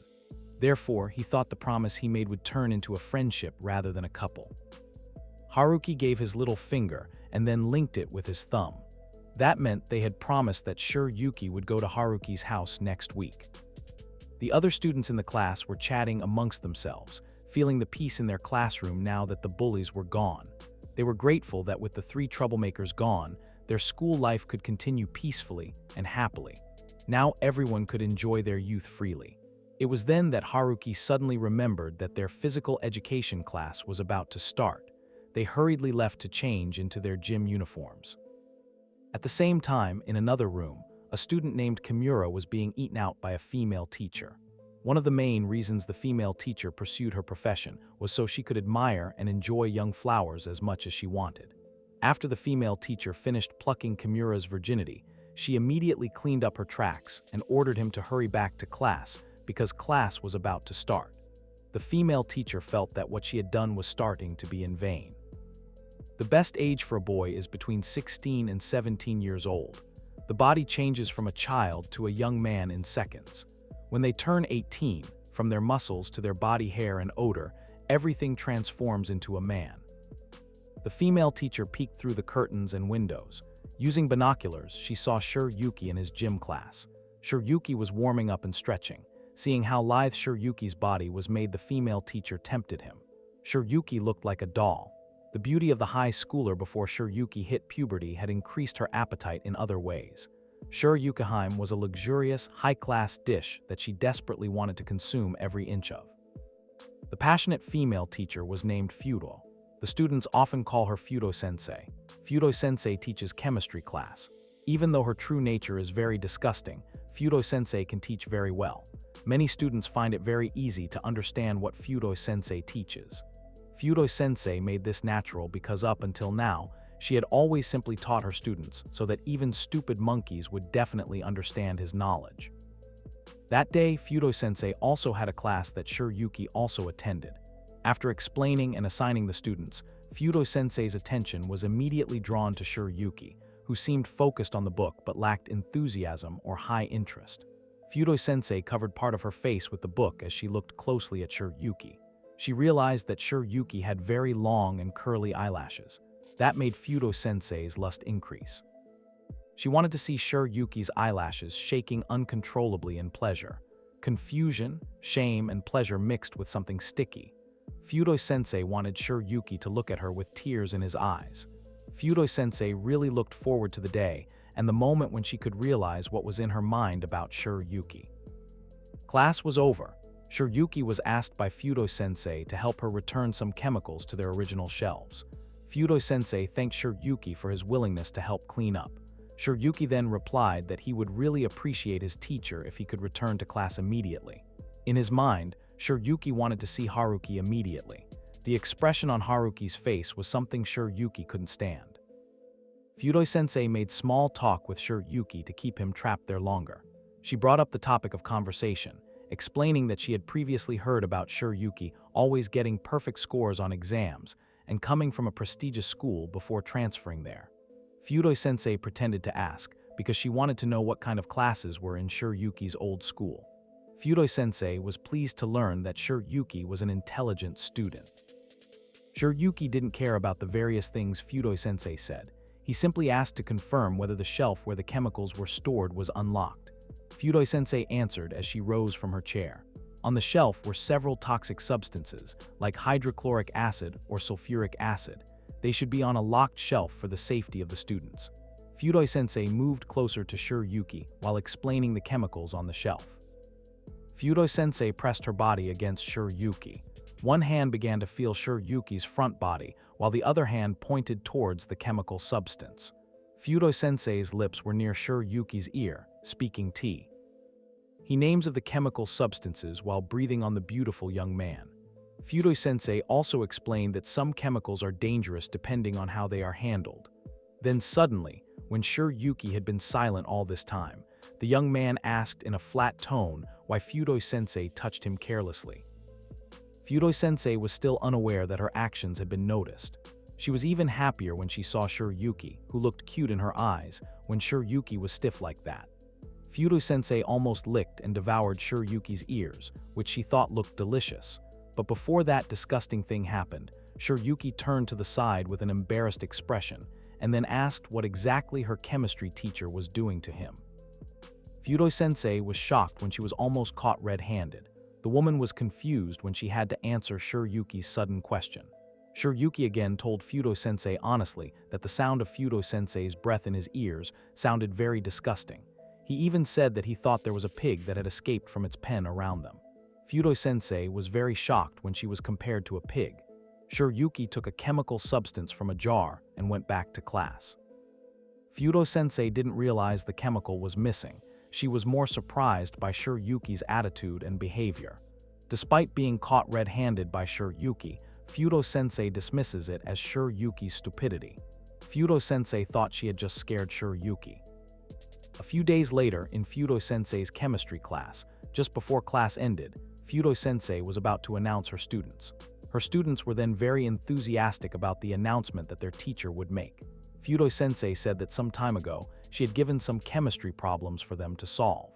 Fudo-sensei honestly made it the Japan National High School Chemistry Competition. There was one student who managed to win the competition, and that student was Yuki.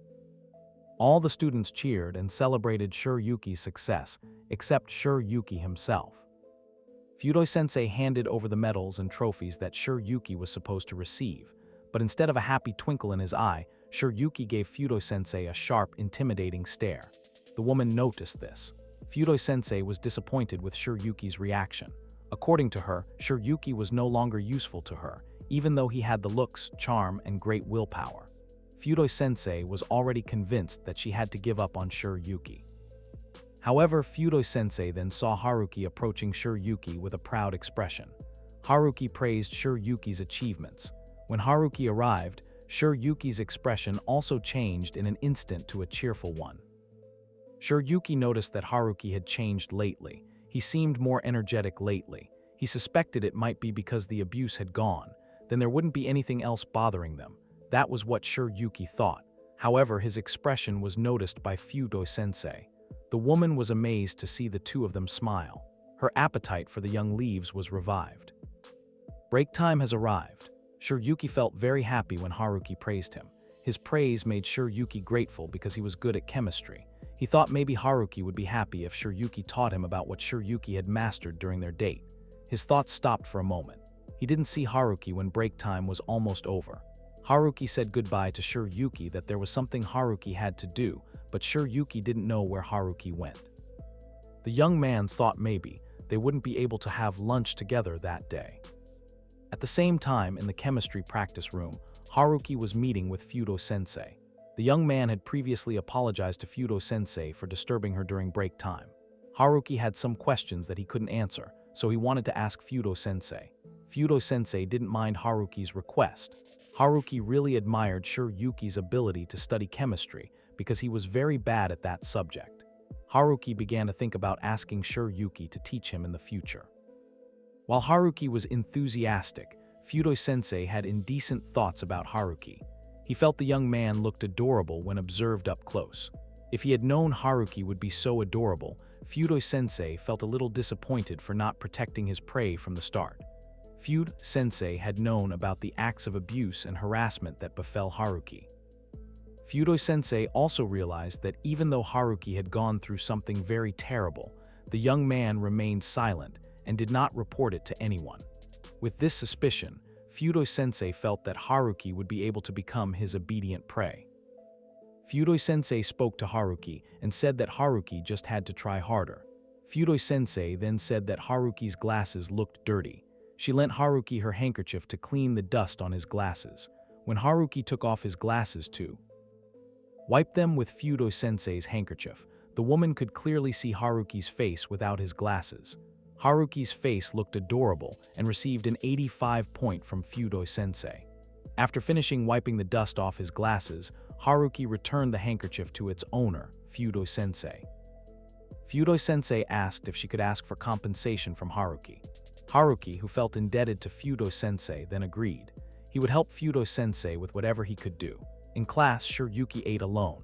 He was getting bored waiting for Haruki, who was late even when lunchtime was almost over and Yuki's food was almost finished. At the same time, it wasn't that Haruki didn't want to go back to class and eat, but in the chemistry room, he was the one being eaten. A jar of liquid chemicals was seen lying there, spilling its contents. Some of Haruki's clothes and pants were wet. He lay on the table while Fudo-sensei was almost perfectly on top of the young man, slowly, one by one, unbuttoning Haruki's shirt, buckle, and pants. Yuki waited in class, his enthusiasm returning when he saw Haruki return. However, Haruki returned in his gym uniform, his expression grim. Yuki realized something must have happened, but when he asked him what was wrong, he replied listlessly that nothing was wrong. Haruki took out his bento and said he hadn't eaten yet, so he would eat soon. He asked if he had been waiting for him to eat with him. Haruki apologized for not being able to eat with him that day. Yuki paused, then replied that it was okay. Shiryuki was stunned when Haruki said, "Sorry." He thought perhaps he was eager to eat with him. Usually when Shiryuki invited him to eat with him, Haruki always looked embarrassed. Haruki ate silently. He seemed unable to enjoy his meal. His gaze was blank, as if something had happened that had made him lose his appetite and his sense of enjoyment. He remembered, while in the chemistry lab, he offered what he could to help Fudo-sensei. Fudo-sensei asked Haruki to leave the dehydrator and help her put the chemicals on the shelf. Haruki did as Fudo-sensei asked, even asking to make sure the place was right or wrong first. Fudo-sensei stood up and approached Haruki, pretending to ask the young man to turn around so she could see and make sure the chemicals were correct. Haruki accidentally let go of what he was holding. The bottle labeled sodium hydroxide spilled onto his clothes. Haruki wanted to handle his wet clothes, but Fudo-sensei stopped him. She said that the liquid was a dangerous substance. If Haruki left it alone, his skin would start to ulcerate. Fudo-sensei recklessly forced Haruki to take off his outer coat. Haruki was shocked, but Fudo-sensei was lying. Previously, Fudo-sensei had replaced the contents of the sodium hydroxide bottle with water. Haruki wanted to take care of himself, but Fudo-sensei kept clinging to him and forced him to undress. Haruki still wanted to take care of himself, but Fudo-sensei, with a very disgusting facial expression, said that it would be very dangerous for students to touch the chemical liquid. Haruki was forced to take off all his clothes before everything became a disaster. Fudo-sensei would replace Haruki's uniform with a sports uniform. The shirt that was already unbuttoned allowed the woman's hands to freely feel Haruki's body and skin directly. Her lust was really visible through Fudo-sensei's uncontrolled facial expression, very disgusting with her tongue constantly sticking out. Fudo-sensei brought her face closer to Haruki's body to get a better look. Her excuse was to examine him, but it was actually just for fun. His shirt, which was originally neat, was now torn and looked messy. Fudo-sensei could clearly see Haruki's upper body. The appearance of a pubescent teenager with his still smooth chest and stomach was something delicious in the eyes of that crazy woman. With her handkerchief, Fudo-sensei rubbed Haruki's body. The friction in several sensitive areas made Haruki display the expression Fudo-sensei so desired. Haruki tried to hold back as much as possible. Haruki gasped slightly. Seeing Haruki's expression made Fudo-sensei lose control even more, and he wanted to immediately suck all over Haruki's youthful body. Without permission, Fudo-sensei began to undo Haruki's belt. The young man realized and was shocked. He tried to refuse and said he would do it himself. Fudo-sensei was reluctant to let go of her prey. She alleged that it might not hurt now, but it is still dangerous. The woman pretended to be worried that it would leave scars on Haruki, so she emphasized that Haruki only needed to lie down on the table. Haruki was honestly reluctant, not willing to have his sensitive part watched by his chemistry teacher, but he couldn't refuse. Fudo-sensei was getting worse. Seeing Haruki's expression made her even more unable to hold back. Haruki tried his best to scream for Fudo-sensei to stop, but was shocked to hear his teacher's words after his refusal. Fudo-sensei said to make sure Haruki was good at keeping quiet about those kinds of things. With a disgusting, lustful face, the woman said that she knew Haruki had been the target of bullying all this time. Haruki was speechless. Fudo-sensei threw a threat disguised as praise that Haruki was an extraordinary person and would find it very uncomfortable if other teachers found out what they were doing. With this threat, Haruki had lost all hope. He could no longer act. Fudo-sensei promised Haruki that if Haruki was good, she would reveal his chemistry score. That way, Haruki would be recommended to a good school. However, if Haruki behaved badly, Fudo-sensei threatened to spread Haruki's situation to the whole world. Among the jars and bottles of chemical liquid, Fudo-sensei placed a camera to record them. Not stopping there, Fudo-sensei again threatened Haruki that if he behaved badly, Fudo-sensei would target Shiryuki. The threat immediately stunned Haruki. He felt he should not let his teacher hurt Shiryuki. Haruki felt depressed and down because he had only felt pleasure recently for a short time. He no longer experienced bullying and began to make friends. But unfortunately, the world he lived in was full of monsters. Therefore, he concluded that someone had to be punished. Haruki was no longer rebellious. He surrendered even though his body began to be colonized by the figure of his chemistry teacher, who was very disgusting in her behavior. While Haruki was in so much pain and unable to do anything, Fudoi-sensei began to savor her sweet treat. The smell of pure fabric conditioner, with a hint of the teenager's sour odor, was palpable. A beautiful stomach without a single strand of body hair, Haruki now earned a 95 point for his body. Fudoi-sensei could no longer hold back. The woman began licking Haruki. Fudoi-sensei felt she understood teenage students very well. Young boys tended to be very passionate about adult things, so all they needed to do was fall into this sea of pleasure once and submit themselves fully. She thought they would definitely hate it at first, but if they were threatened, they wouldn't be able to go back on their word. That was what Fudoi-sensei had believed all along, but she hadn't even noticed that Haruki wasn't enjoying the service at all. Back to Shiryuki. The young man seemed so happy to see Haruki, who was eating silently.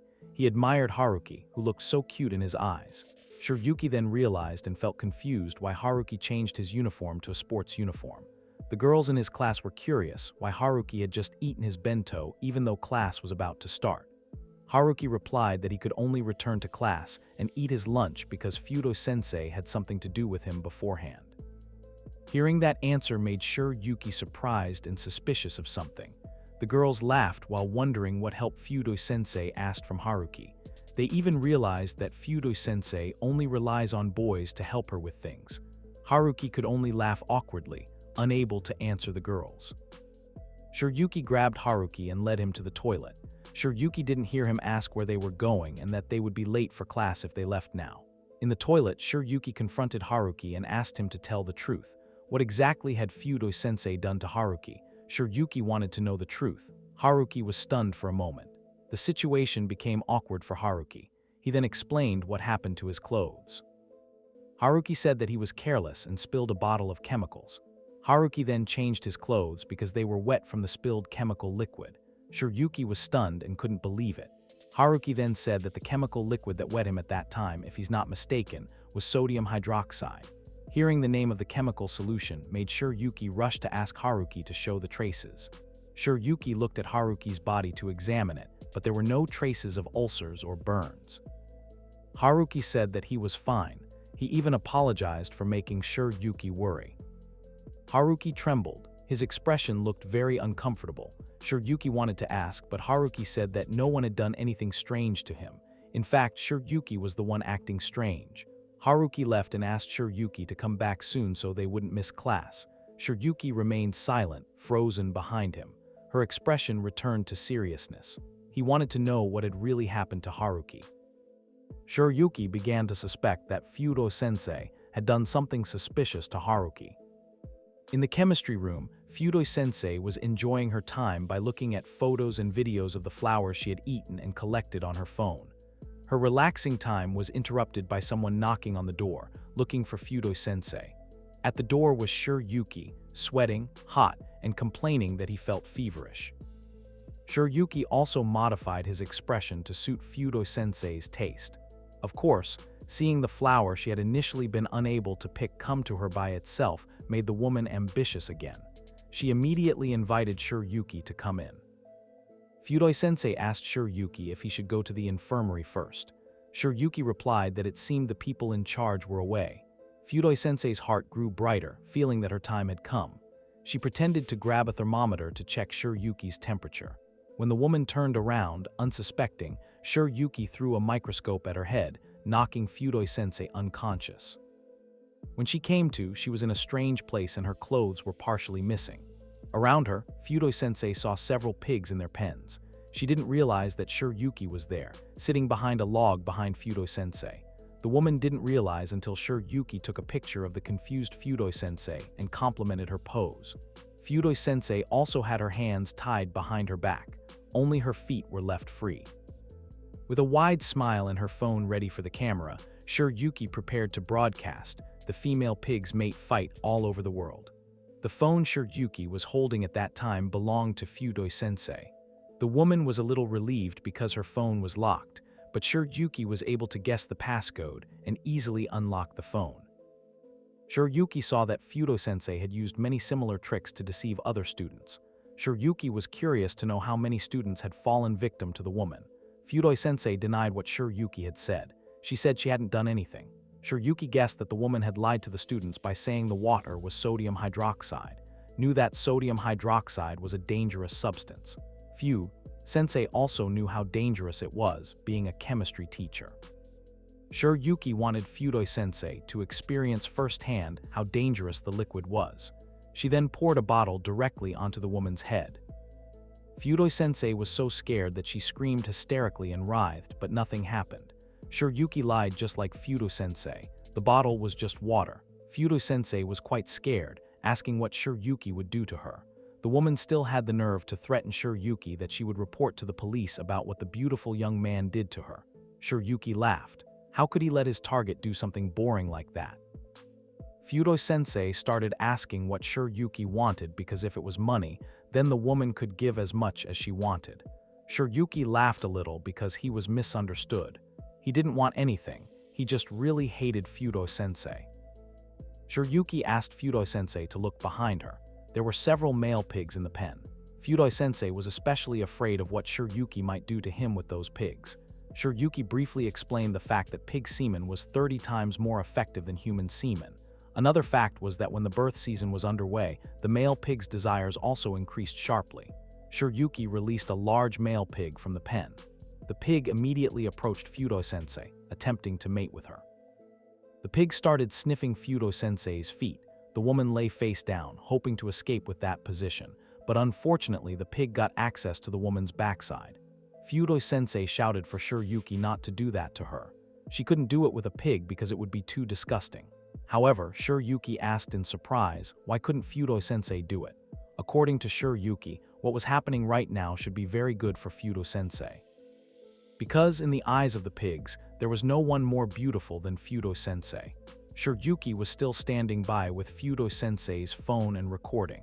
He said that round 2 of the pigs' mating battle was about to begin. Sensei could only shout angrily at Shiryuki and at the pig who was lusting after her. Sensei saw the door slightly open. The woman quickly got up, jumped, and tried to escape. She thought Shiryuki would just stay still, but in fact the young man took out a roll of string with the end attached to a modified belt head like a fishing hook. Shiryuki threw it, and it landed right in Sensei's nasal cavity. Shiryuki asked why his teacher was running away. Sensei asked him to stop, but Shiryuki was sure stop was said only for Sensei's own benefit. He then wondered if the woman stopped when Haruki asked her to.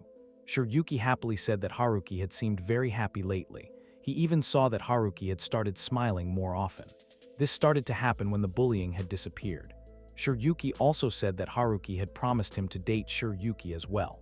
However, Shiryuki suddenly realized that a certain pig had become another obstacle. With a serious and disgusted expression, Shiryuki earnestly asked, "Do you dare to touch Haruki?" Sensei couldn't focus. Her nose aching and her backside constantly being touched by the pig's tongue. Seeing how the pig seemed so attentive to Sensei made Shiryuki smile happily. Shiryuki still let Sensei feel tortured by the male pigs there. The woman begged Shiryuki to stop and promised to grant and do whatever Shiryuki asked. Shiryuki replied that Sensei should just enjoy her time with the piggies. Suddenly, Shiryuki remembered that Sensei really liked young people, so he brought a male piglet too. Sensei screamed for her student to stop showing the pigs. Shiryuki was confused. What should he do if not that? Sensei tried to get Shiryuki to stop. She explained what would happen to the young man if he continued his behavior. Shiryuki would be arrested and wouldn't be able to go to school anymore. If that were the case, Shiryuki also felt he would be sad if he couldn't see Haruki. Sensei said that she wouldn't report Shiryuki if he stopped right then.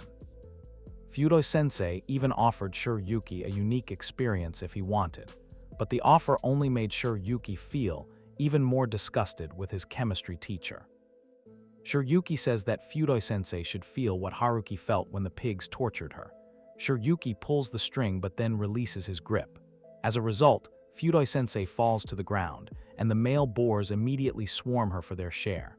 Shiryuki leaves Sensei with the pigs, avoiding interrupting their romantic scene. Sometime later, when Sensei was finished, she crawled out.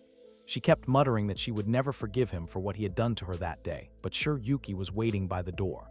Shiryuki's ordeal wasn't over yet. With a dog collar, the beautiful young man put it tightly around Sensei's neck. Shiryuki pulled and dragged Fudo-sensei to a nearby abandoned cabin. There, he felt he could leave Fudo-sensei safely. There, Fudo-sensei could play with many other animals. According to Shiryuki, this could be a fun experience for Fudo-sensei. A few days later, rumors and gossip circulated about Fudo-sensei. The chemistry teacher suddenly disappeared without a trace. Rumors circulated that Fudo-sensei had molested several students. The video had even been circulated to the Board of Education. Hearing this made Haruki furious. Suddenly, Shiryuki appeared and greeted Haruki. Haruki returned his greeting and then asked if Fudo-sensei had done something to Shiryuki. Shiryuki asked again what kind of thing the woman could have done to him. Haruki didn't answer. He only said that a few strange rumors were circulating. But if Shiryuki hadn't experienced anything, Haruki was quite grateful to hear it. Shiryuki showed a confused expression at what Haruki had just said to him. Haruki just smiled and said that he thought it would be bad if something happened to Shiryuki. Hearing those words made Shiryuki even more amazed by Haruki. In Shiryuki's view, Haruki was someone who, despite having experienced bad things, still worried about others more than himself. Shiryuki then suddenly remembered the pinky promise they both made. The beautiful young man today again asked Haruki to let him go to Haruki's house to play. Finally, what Shiryuki wanted came true. That day, the two of them went home together to Haruki's house. As the host, Haruki asked Shiryuki to wait in his room while Haruki went down to the kitchen to bring water and snacks. When he returned to his room, he was confused as to why Shiryuki suddenly wore glasses. Shiryuki cheerfully replied that he just wanted to look like Haruki. Haruki asked to make sure that Shiryuki's eyesight was not bad and was fine. He then said that Shiryuki looked better without glasses. Hearing this, Shiryuki immediately took off his glasses. The two of them were in their room. Shiryuki was enthusiastic about telling a story, while Haruki was anxious about his parents' arrival at a critical time. Shiryuki realized that Haruki was distracted. Shiryuki even made Haruki unable to deny that he hadn't been listening to his story before. The young man then wanted to refill their drinks in the kitchen, but this time, Shiryuki chose to come downstairs. While downstairs, a girl had just come home from school. The girl was Haruki's younger sister. Haruki introduces Shiryuki to his sister as his classmate, but Shiryuki seems dissatisfied when Haruki refers to him only as a classmate. Haruki's sister seems indifferent to Haruki, but honestly, she also cares about Shiryuki as a friend. Haruki and Shiryuki return to the room. Shiryuki then looks at Haruki's photo album from when he was little. Shiryuki just found out that Haruki has a younger sister. Shiryuki now feels even more curious about Haruki. Akari, Haruki's younger sister, seemed curious about her brother's friend. Shiryuki's seemingly kind and good-looking figure made Akari realize that Shiryuki would definitely succeed in Hai's life, but what confused her was how someone like Shiryuki could be close to her brother. The girl sneaked around to observe her brother's interaction with Shiryuki to get a clearer picture. At that time, Haruki was explaining the photos that Shiryuki had pointed to. The album they were looking at was an album containing Haruki's childhood photos. Haruki happily explained that the photo showing him and Akari as children was proof that the siblings were very close. At that time, wherever Haruki went, Akari would follow him. Haruki realized that his closeness with his sister was not like before, but even so, Akari was still an adorable little sister whom he loved very much. Because the girl was a beloved member of his family, Haruki wanted Shiryuki to be able to have a good relationship with her. Shiryuki agreed to Haruki's request. As long as the person was an important figure for Haruki, Shiryuki would guarantee that he would also appreciate them. Akari was still watching the interaction between the two young men from behind the door, but the girl felt something strange between them. Suddenly, the interaction she saw made her even more confused. Suddenly, Haruki cried without knowing why. Seeing this incident made everyone amazed. Haruki felt like he couldn't stop his own tears. He suspected that the outburst of his feelings was because it had been so long since he last had a long conversation with a friend.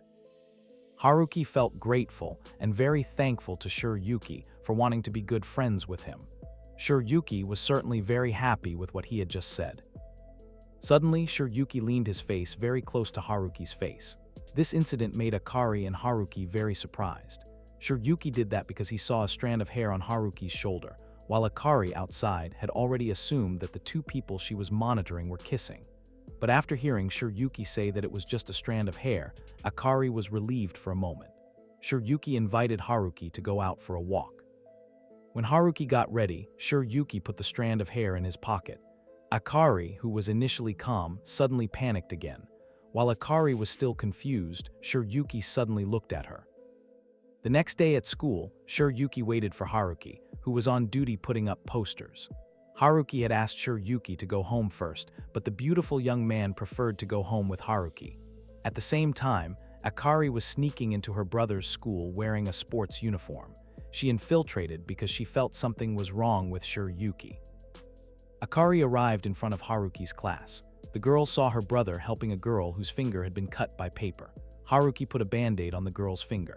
Shiryuki looked shocked seeing Haruki's actions. The girls saw Haruki's awkward behavior and began to think that Haruki was really adorable. Haruki felt embarrassed. He acted immediately to treat the girl and carried a band-aid everywhere because of his sister. Haruki then excused himself to get more glue. The girls began to think Haruki was very adorable. They even asked Shiryuki's opinion. Instead of responding, Shiryuki said that he could help Haruki himself, so the girls could go home first. The girls were initially hesitant, but because Shiryuki insisted, they hurried home. When Shiryuki was alone, the beautiful young man took out a cutter and cut his finger until it bled. Akari was shocked and felt the need to record it to show Haruki. However, in her panic, Akari dropped her phone, making Shiryuki realize there was someone else besides him. Akari rushed to run away in fear. The girl immediately labeled Shiryuki dangerous. Shiryuki had already reached for the door and opened it. Akari accidentally bumped into her older brother. She felt a little relieved to see Haruki there. Haruki was shocked. What exactly was his little sister doing at his school? Before she could answer, Shiryuki came over to greet Akari, revealing his bleeding finger. Haruki panicked when he saw Shiryuki injured. Shiryuki said he accidentally cut himself while helping put up the poster. Akari was shocked again by Shiryuki's untrue words. Haruki didn't suspect anything. He simply did the same thing he did to the girls before, put a bandage on Shiryuki's finger. Akari was increasingly convinced that Shiryuki was truly strange. She wanted to tell Haruki immediately that Shiryuki was a dangerous man. Haruki arrived home and was greeted by Akari's worried questions. Where did her brother come from? Because according to his routine, Haruki came home a little late this time. Haruki answered his sister's question that the reason for being late was that he was on duty putting up posters. Akari should have known because she had seen it. Now, Haruki asked back why his sister went to school that day. Akari didn't answer, but took her brother to his room. When they arrived, Akari lectured him again. How could her brother be so careless? How could her brother not know Shiryuki? Haruki could only be confused. Akari shouted, emphatically stating that Shiryuki was a psychopath. Haruki was silent for a moment. After a moment, he felt that what Akari was arguing about was not something they should be arguing about. Haruki wanted to know why Akari could think that Shiryuki was a psychopath. Akari was very annoyed and frustrated that her brother could not realize the fact. Akari then recounted an incident when she came to her brother's school. While Akari was waiting for her brother to return, she saw Shiryuki sitting in his seat in the classroom. Hearing half of Akari's explanation made Haruki assume that his little sister might be interested in Shiryuki. Hearing her brother's response made Akari even more annoyed. She asked what her brother thought about Shiryuki being in class alone. Haruki couldn't guess, so he asked Akari again, and the answer was that Shiryuki had cut his own finger. Haruki wasn't surprised. He also knew that Shiryuki had accidentally cut his finger on a poster sheet by accident. Akari denied that it was an accident. For her, Shiryuki had cut his finger on purpose. Haruki doesn't quite understand Akari's explanation. Why did Shiryuki have to intentionally hurt himself? Akari explains that it was done by Shiryuki so that Haruki would treat Shiryuki's wounds. Haruki still doesn't understand the point of his conversation with Akari until Akari explains directly that a popular handsome boy like Shiryuki would spend time with her gloomy brother. Akari is sure Shiryuki has skewed a weird plan against Haruki. Akari makes it clear that Shiryuki is definitely a bad person. Haruki should stay away from Shiryuki and not get involved with him. Haruki fell silent. His expression turned to one of disgust at Akari. He commented dryly that if he had known what Akari was going to say from the start, he shouldn't have cared so much. Haruki then explained that Shiryuki was a transfer student. Before Shiryuki arrived, Haruki was alone at school, but after Shirayuki arrived at his school and became his classmate, Haruki's school life began to become more enjoyable. He didn't care if Akari laughed at him or anything, but he warned Akari that even though she was his little sister, he wouldn't allow Akari to say bad things about Shirayuki. Akari was angry. Of course, after everything she had done for Haruki, everything was because she was so worried and cared about her brother. She was disappointed that even though she cared that much, her brother didn't follow her request. When Akari was about to scream because she had reached the peak of her anger, she saw Shirayuki's figure behind the window. The girl immediately opened the window to check, but found nothing. Haruki was confused and asked what was wrong. Akari said that Shirayuki was watching them both. Haruki also looked, and Akari became even more annoyed. She didn't want her brother to be friends with a strange person like Shirayuki. Haruki acted firmly, warning Akari not to be rude. An annoyed Akari left her brother alone. Outside, on the roof of Haruki's house, Shirayuki sat enjoying ice cream while wondering what Haruki and his sister were arguing about. Whatever it was, Shirayuki was still happy and amazed to see Haruki's behavior, which was new to him. That was Haruki when he was angry. Not long after, Akari went out to hang out with some of her friends. She explained that she was late meeting them because she had just fought with her sister. She still didn't know where they were going to hang out this time. Her friends just laughed and took Akari to the place they had planned. They arrived at a room marked private reservation. Not only Akari and her friends, but several men were already waiting for them. There, her friends honestly told her that their hangout was a group date with 3 university students. According to Akari's friends, Akari should relax and have some fun. Her friends were enthusiastic, while Akari wasn't so keen on the idea. There was no way Akari would go home when she arrived. As a result, she could only join in, though she seemed unenthusiastic. Not only her friends, but the men from the university could also see that Akari continued to be gloomy even though they were surrounded by them. Her friends said that Akari had just fought with her older brother. An upset Akari accidentally said that she was fed up with her brother's treatment, who continued to treat her like a little girl. The men from the university felt concerned. To relieve Akari's sadness, they offered Akari a drink. At first, Akari was reluctant to drink alcohol, but because they insisted that the alcohol was low, Akari could only give in. Akari's determination was further strengthened when the man said that it was also for Akari, so that she would no longer be treated like a little girl. Akari drank a glass of the alcoholic cocktail and soon lost consciousness. Akari and her 2 unconscious friends began to be worked on by the men from the university. Akari woke up slightly and surprised the man who tried to undress her. The young man was a little surprised by how Akari could wake up so quickly because the pills he put in the girl's drinks should have had quite a strong effect. Even though Akari was conscious, she still couldn't move freely and remained weak. The young man was at the peak of pleasure. He told Akari that he would help Akari become an adult soon and leave her status as a girl. The young man wanted to take Akari's virginity. Akari could only whisper a request for help from her brother as her floral panties slipped from their places. The young men simply laughed. No one would come to save the young woman. Suddenly, one of the 3 men was beaten by Shirayuki. They were shocked, as was Akari. How could Shirayuki have entered without them noticing? Shirayuki took some drinks in glasses and poured them for the women to wake them up. He also beat the men. Akari was very surprised by the situation. Shirayuki could beat the men in an instant. One of the men then suspected that Shirayuki was Akari's older brother, but that assumption was certainly not true. Shirayuki came because the men were going to do something that could hurt the feelings of someone very important to Shirayuki. The young man denied it. He said that they were just drinking and having a good time, especially Akari, who wanted to relax, so they would do so. Shirayuki also agreed with the idea. Therefore, Shirayuki wanted to join in and enjoy the drink. He asked the young men if they knew what happens if they introduce alcohol into their anus. When absorbed directly through the rectal mucosa, blood alcohol concentration rises rapidly. The guard trembled as he tried to flee upon hearing Shirayuki's plan. To prevent his target from escaping, Shirayuki blocked him with a kick. Shirayuki did what he had just told him. When she had calmed down a bit, Akari, who had regained consciousness, asked why Shirayuki was there. Shirayuki said that he was quite worried about Akari. He didn't want to worry her because he came. Akari was stunned and blushed. Akari thought maybe Shirayuki was interested in her, but all that came out of Shirayuki's mouth was Haruki's name. Shirayuki then left when the situation had completely calmed down, leaving Akari and her friends and the guys from the university unconscious with liquor bottles stuck in their backs. Akari got up, confused because she had lost something. A few days later, Shirayuki came to Haruki's house again. Akari, without her brother's notice, called Shirayuki to meet her. Because of that, Shirayuki excused himself to use the toilet. Akari called Shirayuki to thank her for his help. Shirayuki felt disturbed in his mind because his time with Haruki had to be interrupted because of Akari. Akari was also there and wanted to give compensation money to Shirayuki, even though the young man actually felt it was unnecessary. Haruki suddenly came out of his room and saw Shirayuki and Akari seeming to be talking.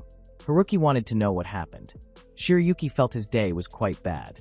He was about to take something floral out of his pocket. Seeing that made Akari panic and think it was her underwear, but it turned out to be Shirayuki's handkerchief. Akari felt very threatened. She knew Shirayuki was doing it on purpose. The young man whispered to Akari and asked if the girl thought he had the original. Before she could answer, Shirayuki asked Akari to keep it a secret between the two of them. Akari suddenly felt her heart beating fast. She felt like she would never be attracted to a strange person like Shirayuki. Haruki himself was confused about when Shirayuki and Akari became so close. Haruki then changed the topic and invited Shirayuki to go to the cinema together one day because there was a movie Haruki wanted to watch with Shirayuki. Of course, Shirayuki responded very happily. Until then, Akari was still confused about why Shirayuki could like her brother. Shirayuki, who at that time felt very happy, did not expect that Haruki could also keep his distance from him. One morning, Akari, who was on her way to school, felt so annoyed by her older brother's siscon attitude. Haruki seemed to be trying to follow his sister, who was walking ahead. Suddenly, Shirayuki appeared and greeted them both. Akari went to school with Haruki and Shirayuki, even though the girl went to a different school. Akari went to an all-girls school close to her brother's school. Shirayuki asked if there was anything Shirayuki had said that had accidentally worried Akari. Akari stammered and answered that nothing was wrong. There's a case at Akari's school that worries Haruki and their mother excessively. The case concerns a missing girl. Shirayuki wants to know the details. Akari explains that the missing girl was a girl who wanted to look cool and ran off with some guy. Hearing this, Shirayuki asks to make sure Akari won't go out with just any guy.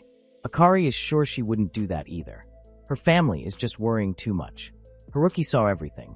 It was the first time he'd seen Akari so close to a guy and interacting so intimately.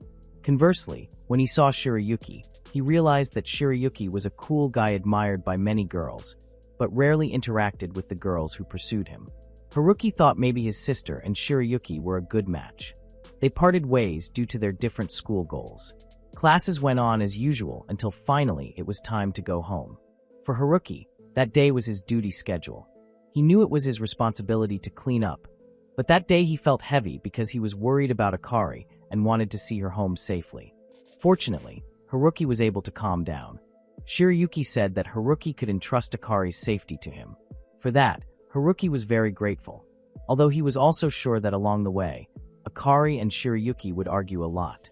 As Haruki finished taking out the trash, he heard a commotion. Two students had accidentally broken a flower pot, one of the janitor's favorite flowers. They were afraid, believing they would be scolded. Haruki was there, coming to them and calming them down. Haruki gladly took over their mistake. Although uncomfortable, the students were very grateful to Haruki. As a result, Haruki was the one scolded by the janitors. He was then ordered to fix his mistake. Haruki was quite confused. He honestly didn't know how to fix the plant pot and the plant. While he was still confused, someone came to offer help. A young man said that he cared for a rose plant at home, so he was sure he could help Haruki. Haruki was speechless because it felt like this was the first time he had seen such a prince-like figure at the same school as him. The young man then stepped in and showed Haruki how to fix the plant. It wasn't long before they finished fixing it. The handsome young man said that he had witnessed everything from the beginning. The handsome young man could judge that Haruki was a very kind young man. The reason why Haruki was responsible was that he knew the janitor's lecture would last quite a long time. Haruki felt bad if the children were punished. Haruki felt better if he was the one being scolded. Haruki's statement attracted the handsome young man to him. The handsome man then introduced himself as Kagami, a third-year student and Haruki's senior. Haruki also introduced himself. The two shook hands, and for some reason, Haruki ended up falling into Kagami's arms. Haruki, who had finished his duty, returned to class. In the hallway, while walking, he thought that Kagami was a cool upperclassman who gave him a calm, adult vibe. When he arrived in front of the class, Haruki was surprised to see Shirayuki there. He then asked what the pretty young man was doing, and what about Akari. Shirayuki told Haruki that Akari had gone home with some of her friends, so Shirayuki was not needed, although the real fact that Shirayuki didn't say was that he actually ordered Akari to go home with her friends so Shirayuki could return to Haruki. Shirayuki told Haruki that the movie they saw last time was really fun. He wanted to know if Haruki had time that day, but unfortunately, Haruki already had plans. Shirayuki wanted to know why Haruki didn't have time for him. Before Haruki could answer, Kagami-senpai appeared to pick Haruki up. Shirayuki could only be stunned to see his crush leaving with another man. Haruki and Kagami went to a gardening store. Haruki went with Kagami because he needed Kagami to tell him what to choose and buy. This had something to do with a broken plant pot at school. When he found what he needed to buy, it turned out to be quite expensive. Kagami volunteered to buy it and cover the cost because he felt he had enough money from his part-time job. Haruki was a little hesitant, but then Kagami said that he could repay him by buying him something later. They went to a rather feminine cafe and bought crepes. Haruki asked if it was enough to repay Kagami for his kindness. Kagami felt it was enough. He had wanted to try those crepes for a long time, but because the place was crowded with girls, he didn't dare to go alone. Haruki felt happy with what he did. At first, he assumed that Kagami, who was 1 year older than him, had a very mature attitude compared to him. But after that day, he realized that Kagami actually had a childish attitude that was not much different from him. Both of them have almost the same taste. Unknowingly, Haruki left a little cream near his lips. Kagami, who realized it, tried to clean the cream with his hand. Haruki was surprised. Kagami explained that he was only trying to clean the cream left on Haruki's face. He also asked if Haruki had ever gone to that place with other people. And no, Haruki had gone with his friends. Kagami wanted to know if the friends Haruki meant were all men. Haruki replied, asking if it seemed like he would have female friends. Kagami was thinking. Haruki was silent with a confused expression. Kagami was quite sure that the friend Haruki meant was the figure he saw in class, and in an instant, Shirayuki confirmed that the friend Haruki meant was him. Haruki was surprised. Shirayuki decided to join and sit next to Haruki. Haruki introduced Kagami-senpai to Shirayuki and Shirayuki to Kagami-senpai. Haruki explained to Shirayuki that Kagami-senpai was the one who helped him fix the flower bed that Haruki accidentally broke. Shirayuki wanted to know what Haruki meant and how it happened. From Shirayuki's expression, Haruki slightly realized that something was wrong. To him, Shirayuki seemed to be in a bad mood. Kagami-senpai joined the conversation and seemed to have just realized there was a beautiful man like a girl in his school. Shirayuki said that he was a transfer student who had just moved to their school in the spring. Kagami responded that he looked familiar to Shirayuki. He felt familiar and even assumed that he and Shirayuki might have been in the same elementary school together. Kagami was convinced that their meeting was fate. Kagami was convinced that all meetings were predetermined destiny. Cherish that destiny. Kagami-senpai's words continued to echo in Haruki's mind. He thought of his first meeting with Shirayuki in the biology room and his first meeting with Kagami that day. Haruki felt very grateful to fate for bringing him together with good figures. Shirayuki seemed to point at a gloomy expression for some reason. Haruki shared his enthusiasm for the movie he liked with Shirayuki. Unusually, Shirayuki seemed calmer and uninterested. The beautiful young man was still thinking about Kagami's words about meeting and destiny. Shirayuki seemed to dislike Kagami. Haruki thought Shirayuki's attitude was caused by his uninteresting story. Seeing his crush seem disappointed, Shirayuki said that it wasn't that Haruki's story was boring, it was just that Shirayuki had a slight headache that day. Haruki reflexively touched Shirayuki's forehead with his palm to check the beautiful young man's body temperature. Haruki was worried, even though he didn't feel any increase in Shirayuki's high temperature. Haruki advised Shirayuki to go home immediately and rest. Shirayuki blushed for a moment, but when Haruki said that he was also busy that day and not long after Kagami-senpai appeared to greet Haruki, Shirayuki suddenly felt annoyed again. That day, Haruki and Kagami were going to watch the movie that Haruki had just talked about with Shirayuki. Haruki looked enthusiastic, while Shirayuki was annoyed and surprised because this was the first time he didn't go home with Haruki. Kagami wanted to know if Shirayuki wasn't coming with them. Haruki replied that Shirayuki was a little unwell that day, so he was going home to rest. Shirayuki was silent, watching Haruki and Kagami leave. From behind, Akari came and told Shirayuki that Haruki had been stolen from them both. Shirayuki turned away. Akari was a little worried about her brother. What if Haruki suddenly disappeared? She wanted to know if there was nothing they could do to prevent that from happening. Akari knew that Shirayuki was feeling upset, and it was caused by Kagami. Shirayuki was surprised that Akari knew. Akari then explained that Kagami was a popular student who looked like a celebrity. Good looks, good grades, kind and reliable were the images that stuck to Kagami. Kagami's figure was not only popular among female students, but also among students and even teachers. Kagami's popularity spread to Akari's school. There was even a fan club at her school consisting of people who idolized Kagami. Shirayuki seemed to be able to surrender in this matter. Akari asked Shirayuki to confirm that the young man seems so close to Haruki. Haruki is a good young man, and he doesn't have any excessive demands toward anyone. Akari wants to comfort Shirayuki, but Shirayuki is already gloomy. According to Shirayuki, Kagami-senpai is definitely a special figure. Akari gives up on comforting Shirayuki. The girl suddenly panics because she remembers that tomorrow she has an exam. If she fails the exam, she will have to take extra classes. Finally, Shirayuki helps Akari study. This was done because, according to Shirayuki, if Akari took extra classes, not only Akari, but Haruki would also have to come home late because he was waiting for Akari. Shirayuki didn't want that to happen. While Shirayuki focused on helping Akari study, the girl felt anxious, and her heart was beating fast. It was the first time for Akari to bring a strange man into her room. She was alone with Shirayuki in her room. Akari hoped that her mother wouldn't come home early that day, so she wouldn't get into trouble. While Akari continued to feel nervous, Shirayuki looked closely at the material that Akari had to master. That is just a review from middle school, so if Akari can't get it right now, then she should go back to junior high school and learn it all over again. Akari could only surrender to Shirayuki's very annoying attitude. Not long after, it was heard that Haruki had arrived home. Shirayuki immediately went enthusiastically to the front door to welcome the arrival of his crush. Akari could only be silent, unable to understand how a beautiful young man who had just been so annoying to her could change his attitude 180 degrees like a puppy waiting for its owner to come home. They went downstairs but were so surprised by Shirayuki and everyone there. Shirayuki and Akari were surprised that Haruki came with Kagami, while Haruki was surprised that Shirayuki was at his house. Shirayuki asked why Kagami came home with Haruki. Haruki replied that he told Kagami that Haruki had a reading book version of the movie they had watched. Kagami then said that he wanted to read it, and Haruki decided to lend his book to his senior. Haruki went upstairs to get the book, leaving Shirayuki and Kagami at the front door area.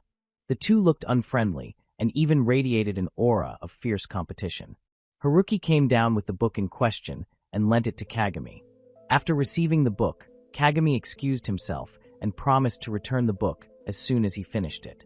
Haruki returned to Shirayuki, who was still in his house, but Shirayuki looked very upset. The beautiful young man thought that Haruki was quite defenseless. Shirayuki tried to remind him that bringing someone he didn't know well to come to the house was quite a dangerous thing to do. Haruki didn't understand what Shirayuki meant because he thought Kagami-senpai was a good person.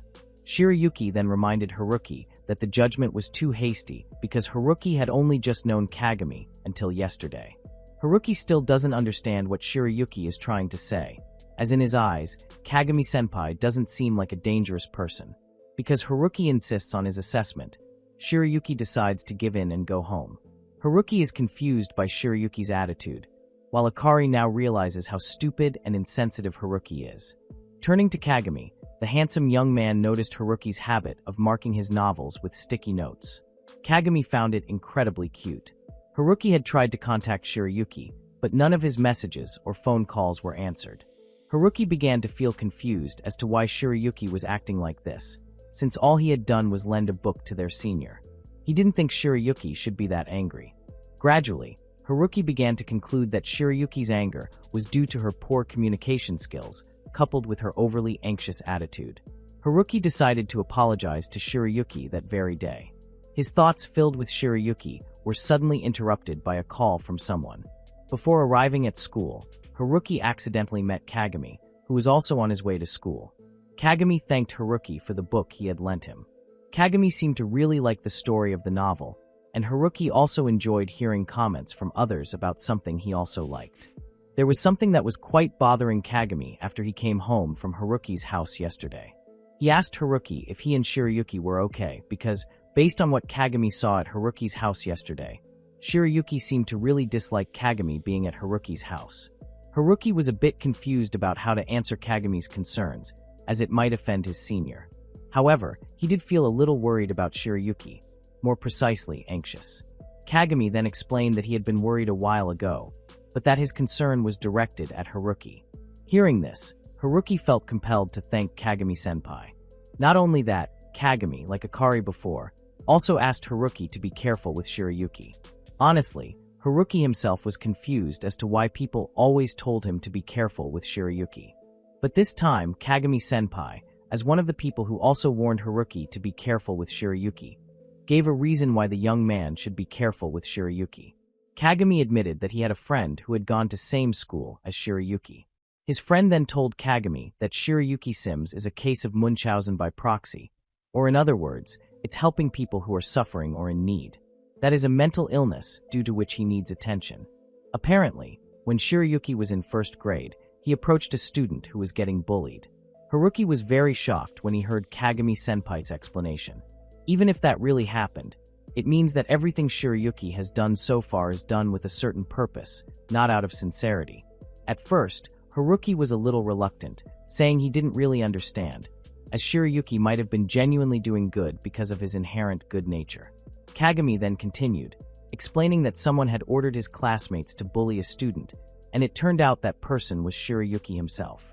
While there was such a complex scenario surrounding him, Shirayuki himself was already in class that day because he had come too early. Several girls greeted him in class because it was unusual for the beautiful young man to be sitting comfortably in his seat. With a melancholy face, Shirayuki simply replied that he couldn't sleep last night. These words and expressions then invited laughter from the girls who had spoken to him. They then offered Shirayuki to join them for karaoke after school. However, as usual, Shirayuki would always refuse these invitations. The beautiful young man seemed so unenthusiastic in the morning, but when he accidentally saw Haruki's figure from his classroom window, Shirayuki's melancholy expression changed to cheerful. The day then passed quite calmly as usual. When the school bell rang, a group of Shirayuki and Haruki's classmates were so enthusiastic about going to karaoke.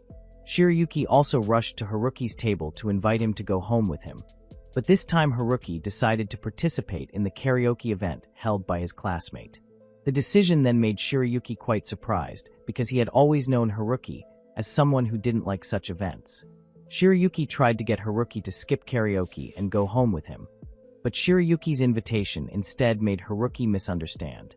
This morning, when with Kagami, Haruki was also told that Shirayuki deliberately attracted attention by helping those in distress. Haruki then asked the reason why Shirayuki had been helping and approaching him. He wanted to know if everything Shirayuki did to him was because Haruki was a victim of bullying by several students. Shirayuki was not given a chance to answer at all. Haruki even concluded his own answer and left Shirayuki. Haruki finally didn't attend the karaoke event held by his classmates. He just walked away while his mind was full of assumptions that confirmed what Kagami-senpai said was true about him having to be careful with Shirayuki. Haruki remembered all the jokes and things he went through with Shirayuki, but the peak of willingness even made him shed tears when he concluded that all the things and fun he had felt with Shirayuki were just lies. Haruki, who was walking in the hallway without looking where he was going, suddenly bumped into someone who turned out to be Kagami. In class, Shirayuki still stood pensive and thought about all of Haruki's words just now. He also began to doubt his intentions all this time when approaching Haruki. Was it true that Haruki's assumption that Shirayuki approached him only because the young man was a victim of bullying? But honestly, Shirayuki also knew that the reason he approached Haruki was because he wanted to tell Haruki that it was okay for him to be himself. Shirayuki himself was quite hurt when he saw Haruki before. But the thing that made him hurt even more was that Haruki didn't believe that Haruki was good, and Shirayuki wanted to change. That was the reason why Shirayuki could fall in love with Haruki. What happened to him today made the beautiful young man so hurt. His heart hurt so much when he knew that Haruki now hated him. Even this morning, when he saw Kagami's figure beside Haruki, it made Shirayuki doubt himself even more, because the one who should be by Haruki's side was him. That day, he had to go home alone again. His thoughts were in disarray. Shirayuki was still convinced that he truly loved Haruki, but his feelings of love would be useless if Haruki hated him. His obsession remained the same, wanting to make Haruki him because he was the only one he needed. His thoughts were then shattered by Akari's arrival, who reprimanded him. The girl saw the figure who had been chasing her brother, walking alone with a blank stare and tears in his eyes. Akari suspected she knew what had made the beautiful young man so sad today. The girl then suddenly brought up Kagami, whom she had nothing against. Honestly, Kagami seemed shallow to Akari, but she didn't think he hung out with anyone in particular. However, what worried Akari wasn't that, but rather the recent incident where so many people were surrounding her brother.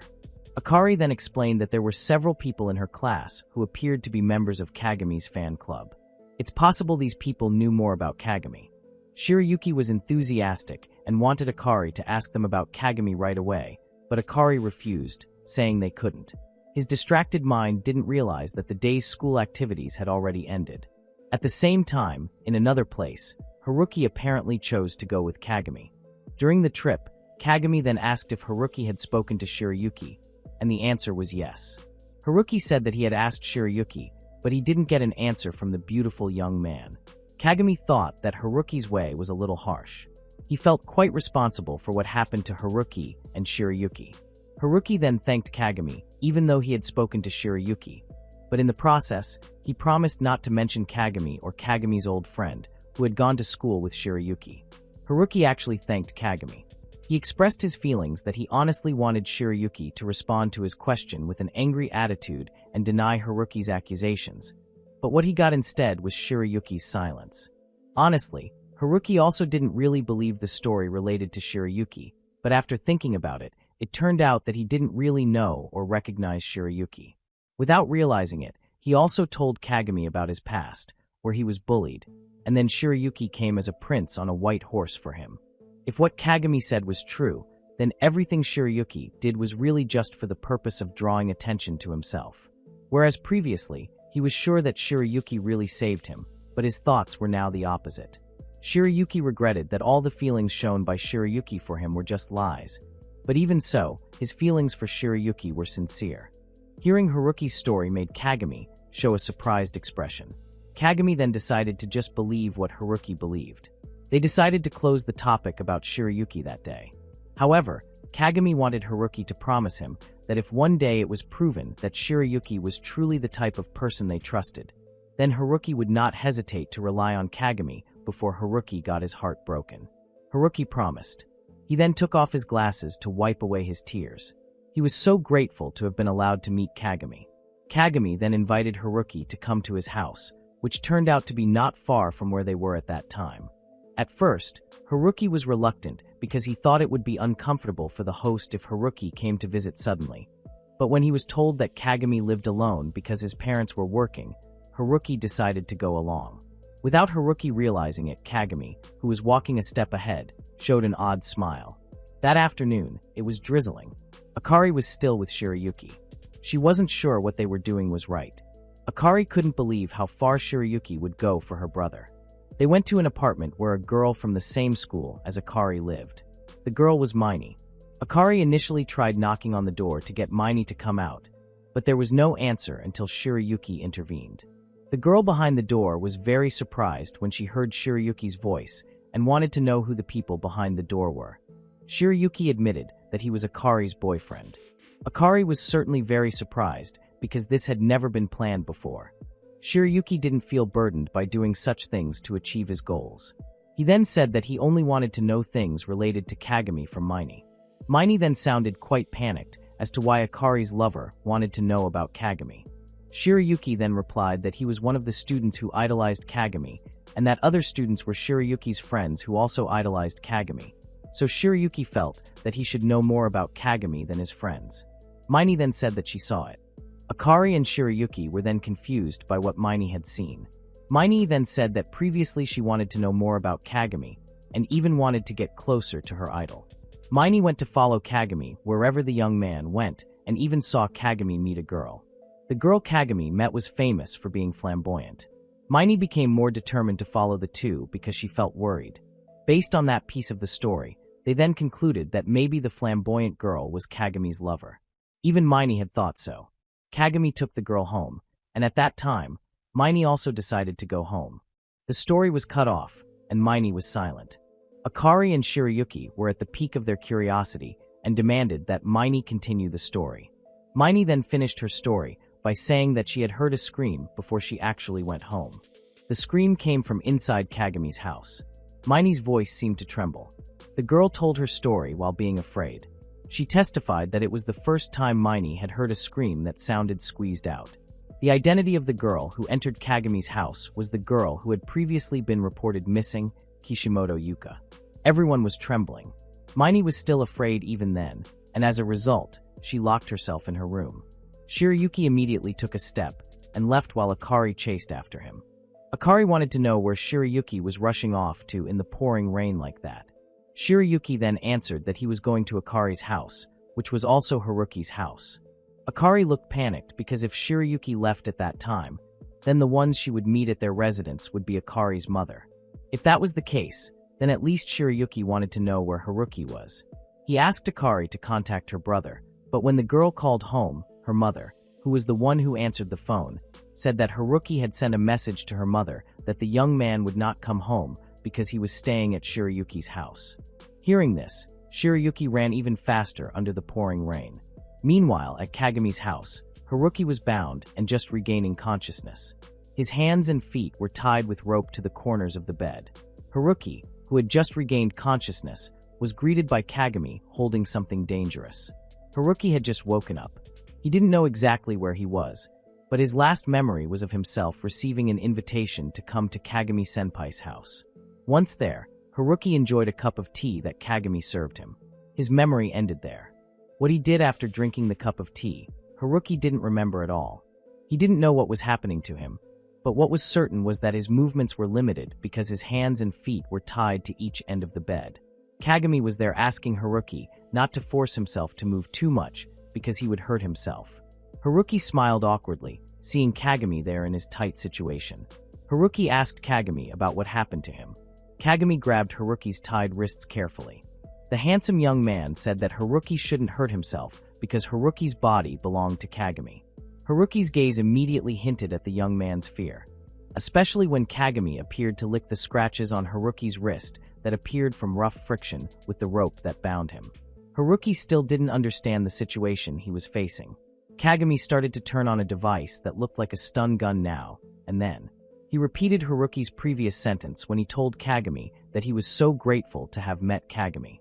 Those words made Kagami feel that Haruki was truly an adorable figure. He also felt very happy to have met Haruki. Kagami had unbuttoned all of Haruki's uniform shirt, revealing the smooth skin of the tied-up young man. Haruki tried to speak, but Kagami didn't hear. The handsome young man apologized first to Haruki because what he would do to Haruki afterward would be painful for Haruki. Before he could respond, Haruki had to receive electric shocks from Kagami. Not just once, but many times. Haruki screamed because of the pain that spread throughout his body. The young man was unable to fight back while Kagami, who was the perpetrator, seemed to react so happily that he shed tears. Kagami didn't care what Haruki felt, but the handsome young man said that he loved Haruki. Kagami was sure Haruki wouldn't care about what they did. Kagami was sure that he was a strong man. Until then, only girls liked Kagami. Girls are fragile and easily destroyed. Therefore, girls alone are not enough for Kagami. That's why Kagami was so grateful to have met Haruki. When Kagami said those things, Haruki realized that his senpai was crazy. All the stories about Shirayuki were very doubtful of their truth, but Haruki believed them unilaterally without checking the truth. Haruki cried, holding back his pain, both physically and in his heart, guilty of hurting Shirayuki. Kagami started to climb on top of him and could no longer hold himself back, but his hopes were crushed when he heard Haruki mutter an apology to Shirayuki. Instantly, Kagami was overcome with anger. With the stun gun still in his hand, Kagami hit Haruki in the face. Kagami could not accept that Haruki dared to mention another man's name in front of him. While continuing to beat Haruki, Kagami promised that he would handle Shirayuki. In Kagami's eyes, Shirayuki was a figure who would do anything for the person she loved. But even so, Kagami also remained convinced that he was the one Haruki loved. Haruki remembered his various memories with Shirayuki. In the midst of his pain, Haruki told Kagami that if Kagami dared to touch Shirayuki, Haruki would never forgive Kagami. Kagami became increasingly violent. His emotions grew crazier, and he beat Haruki mercilessly. Haruki was certain that if he continued like this without fighting back, death would surely come his way. Amidst this situation, Kagami was getting excited. It was his first time doing an adult scene with another man. Haruki, who could do nothing, only hoped to apologize to Shirayuki before death took him. Shirayuki's face was clearly visible in his mind. Suddenly, a flower vase broke right after hitting the back of Kagami's head. Kagami fell, and Shirayuki appeared to save Haruki. Not only Shirayuki, but Akari also came, but was asked by Shirayuki to wait. Shirayuki entered the room alone, carrying a vase of roses. Shirayuki rushed to untie the rope on Haruki's hands and feet. Haruki was still confused as to why Shirayuki was there. In all his remaining consciousness, Haruki apologized to Shirayuki, but soon after, the young man fell unconscious again. Kagami got back up. The vase that hit his head was not able to make the handsome young man lose consciousness. Kagami laughed, praising the speed of Shirayuki's attack. Shirayuki remained silent, but counterattacked using an umbrella aimed at Kagami's neck. Unfortunately, Kagami was also fast enough to stop the umbrella from piercing his throat. Kagami again praised Shirayuki, but also advised that if he wanted to attack, Shirayuki should target the opponent's eyes like Kagami did to Shirayuki. Shirayuki managed to dodge but fell to the floor. Akari arrived in the room, worried about her brother and his friend. Shirayuki was too late to warn Akari not to get close to him. Kagami had already re-grabbed the stun gun he had used to torture Haruki. Kagami aimed the stun gun at Akari, but Shirayuki managed to protect the girl. Kagami laughed, seeing Shirayuki looking helpless. He also said that Haruki lasted longer than Shirayuki did. Shirayuki had difficulty moving, but he had to. By carrying the shards of the flower vase, Shirayuki was able to knock Kagami down. Shirayuki immediately cut the rope that he had not had time to cut. After Haruki managed to get free, Shirayuki handed him to Akari to be taken to a safe place. Kagami was still getting up, so Shirayuki had to stay there to block Kagami. Kagami, who fell repeatedly, did not want to let Shirayuki take Haruki from him. Kagami and Shirayuki will now start playing together.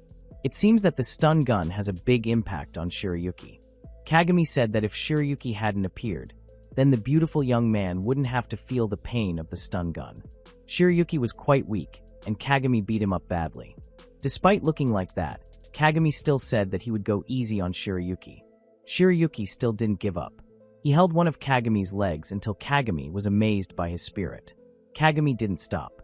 With all his strength, he stepped on Shirayuki's knee, making the beautiful young man scream in pain. Shirayuki's beautiful face was ruined by cries of pain.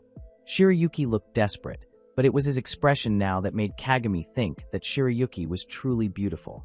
Shirayuki was still struggling. Both of his hands grabbed Kagami's face, and in an instant, he slammed his head against Kagami. Shirayuki asked Kagami to let go of Haruki, but Kagami had already set Haruki as his ultimate love. For Kagami, Haruki was the only figure worthy and capable of accepting his love, even though Kagami's own mother couldn't do. Kagami's past was quite sad. His father was an intelligent person and worked overseas. His career was good, but his partner, Kagami's mother, was just a stupid girl. Kagami's mother and Kagami himself were also often beaten by Kagami's father. Kagami's mother had no qualities whatsoever. His mother kept saying that the only thing that kept her going was little Kagami. However, all of that was unreal for Kagami because his mother ended up leaving him by hanging herself. Kagami's story is quite strange even for Kagami himself. His heart felt empty after his mother's departure, so that even now Kagami has never felt anything again. His mother's love seems like it wasn't enough. For Kagami, it was just a mistake, but until now, Kagami has still been trying to recreate that kind of love. Kagami wants to fall in love with a partner who is his ultimate love, like his mother. Kagami sees that in Haruki. Haruki is a figure who will not hesitate to like someone. Haruki just likes people so easily, like making a self-sacrifice with unconditional love. Haruki is the only one Kagami needs. Kagami has found his ultimate love in Haruki. Kagami turned around. It was time to get Haruki back. After all, Shirayuki wouldn't be able to move because of the wound on his leg. Shirayuki couldn't understand Kagami's definition of love. Kagami said that he loved Haruki, but at the same time, he also tortured Haruki. Shirayuki pitied Kagami. Kagami, who felt unacceptable, then pulled Shirayuki's hair until the beautiful man became more erect. Shirayuki didn't stop talking. He doubted Kagami's mother's love for little Kagami. If the woman had loved Kagami as deeply as Kagami had said, then why would she choose to die? If that was the definition of love, then Shirayuki very confidently stated that he didn't want that kind of love. Kagami was getting angrier. Shirayuki did seek love, but that was because he knew it would be returned well. Shirayuki had given all his love to Haruki, and he knew all that love he had given. Then, Haruki returned it to Shirayuki. Shirayuki had truly fallen in love with Haruki. Shirayuki continued to say words that made Kagami feel disgusted. Kagami was now even gripping Shirayuki's neck tightly, making it even harder for the beautiful young man to breathe. Kagami now really intends to eliminate Shirayuki. For him, Haruki is in the depths of hell for Kagami. And all of that is Shirayuki's fault because Shirayuki is powerless. Shirayuki could only laugh. His laughter made Kagami feel strange. When his two hands were around Shirayuki's neck, Shirayuki's hand flew freely, landing a shard of the vase right at Kagami's eye. Shirayuki followed Kagami's advice correctly, that if you want to paralyze someone, the target that must be sabotaged is the target's vision, specifically the eyes. Kagami screamed. Now his only vision remained functional. Kagami fell, feeling excruciating pain from the loss of his left vision. At that moment, Shirayuki grabbed the stun gun lying under the bed. Kagami warned that Shirayuki could not just eliminate Kagami. Shirayuki then warned Kagami not to misunderstand him. Shirayuki did not know how to injure Kagami simply. He only knew how to eliminate. Not only that, Shirayuki also knew that Kagami's stun gun could probably pierce through Kagami. Shirayuki was about to start Kagami's retaliation with the handsome young man's chest. Kagami panicked and hysterically also surprised. How could Shirayuki still be able to act when the beautiful young man had been electrocuted several times and even his legs had been broken? The one who was now in danger was Kagami. Kagami was afraid, but Shirayuki remained on his goal. Shirayuki felt unable to stop, even though his face was now improving, until a smile broke out on his lips. Kagami, who was increasingly cornered, still had the will not to disappear. Therefore, he tried to distract Shirayuki by telling him that in the corner of the room, there was a CCTV camera that could record their situation at that time. Kagami said that if Shirayuki continued with his intentions, the beautiful young man could be arrested for assault and end up in prison and unable to attend school as usual, and that means Shirayuki would not be able to meet Haruki. Shirayuki understood very well what Kagami said, but that did not stop his intentions, even though the beautiful young man said that he would not let anyone hold him in prison. The beautiful young man then pointed a stun gun at Kagami's face, but Kagami rushed to prostrate himself, begging Shirayuki for forgiveness. Kagami said that he would give up on his love for Haruki. Shirayuki didn't really believe it, and there was no reason why he should believe his senpai's words. Kagami still tried to convince Shirayuki not to continue his torture by saying that Haruki was a very soft-hearted person. So if Shirayuki really eliminated Kagami based on a form of revenge for the treatment that Haruki had received, then Haruki might feel guilty. The accumulated guilt could later push Haruki to have the desire to eliminate himself. Shirayuki had imagined this when Kagami said it, but he continued to torture Kagami because the consequences he would receive later were not something his target should think about. Shirayuki stopped when several familiar voices called out his name to check on his condition. Seeing how Shirayuki stopped immediately after hearing Haruki's voice made Kagami realize that Shirayuki wanted to take on the role of a good prince for Haruki. Kagami laughed. Shirayuki then threatened the handsome young man that if in the future Kagami still tried to approach Haruki, Shirayuki would not think twice about eliminating his senior. Even if Kagami or Shirayuki disappeared first, Shirayuki emphasized to Kagami to never forget his threat. Shirayuki came down to Haruki and Akari. They were worried about each other. Shirayuki invited the siblings to go home, but both wanted to know about Kagami. Akari even argued that they should report to the police, but Shirayuki didn't want that to happen. He said that if Kagami were arrested, then he would have a huge guilt for destroying someone's life. Shirayuki even told Haruki that he had made a pact with Kagami, where if Kagami repeated his actions, then she would not hesitate to send Kagami to prison. Shirayuki was determined, as before, to protect Haruki at all costs. His words were rejected this time because Haruki chose to protect Shirayuki. Akari was quite embarrassed by her brother's interaction with Shirayuki. She turned to Shirayuki's leg, which looked badly injured, but the beautiful young man said he was fine. Akari had certainly expected this, but she immediately took action to do what she could to help. Not only Akari, but Haruki also offered Shirayuki a piggyback ride. Initially, Shirayuki, with a shy face, was unsure about accepting Haruki's help, but in the end, he happily accepted. Haruki apologized to Shirayuki for doubting the beautiful young man. Shirayuki didn't seem to take Haruki's actions to heart, doubting Shirayuki's sincerity. However, from this mistake, Haruki now realized that the young man didn't really know Shirayuki well. That's why Haruki could easily believe and be incited by what Kagami said. Shirayuki did feel quite frustrated at first, but that was over. He wanted them to discuss all their doubts and curiosities with each other from then on. If there was something about Shirayuki that Haruki wanted to know, Haruki could ask Shirayuki directly. Shirayuki promised to answer any questions. To begin, Haruki asked if Shirayuki had ever dated anyone before. Hearing this question, Shirayuki was quite surprised and asked if it was true that the first thing Haruki wanted to ask was that. Haruki then withdrew his question, but instead of an answer, what Haruki got at that time was Shirayuki's first kiss. Haruki's face immediately turned bright red with embarrassment. Haruki asked Shirayuki to stop teasing him. Shirayuki then asked Haruki to talk more casually with Shirayuki. From then on, they also promised to talk about anything if they wanted. At home, Kagami has been trying to temporarily treat his left eye.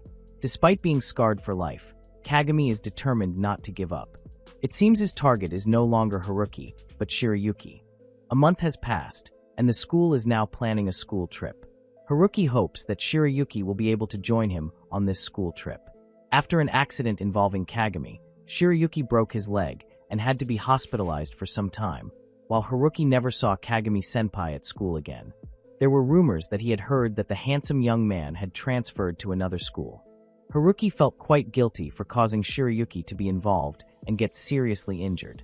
Haruki wasn't very enthusiastic about this school trip, but honestly, he really wanted to go with Shirayuki, who also participated in the school trip. Suddenly, someone called his name from a distance. Haruki was shocked to see that the person who had called his name was the person he had missed. That person was Shirayuki. Haruki was still quite worried about the condition of Shirayuki's leg, but the beautiful young man immediately shook his leg to prove to Haruki that there was nothing to worry about because he had completely recovered. Even so, Haruki was still worried because he thought Shirayuki's injury in the accident involving Kagami was truly very serious. Shirayuki was quite happy when his crush worried about him. The beautiful young man then asked Haruki to give him a piggyback ride, like when he broke his bone. Shirayuki, who suddenly climbed onto Haruki's back, made Haruki very surprised and remembered Shirayuki, who at that time given her first kiss to Haruki.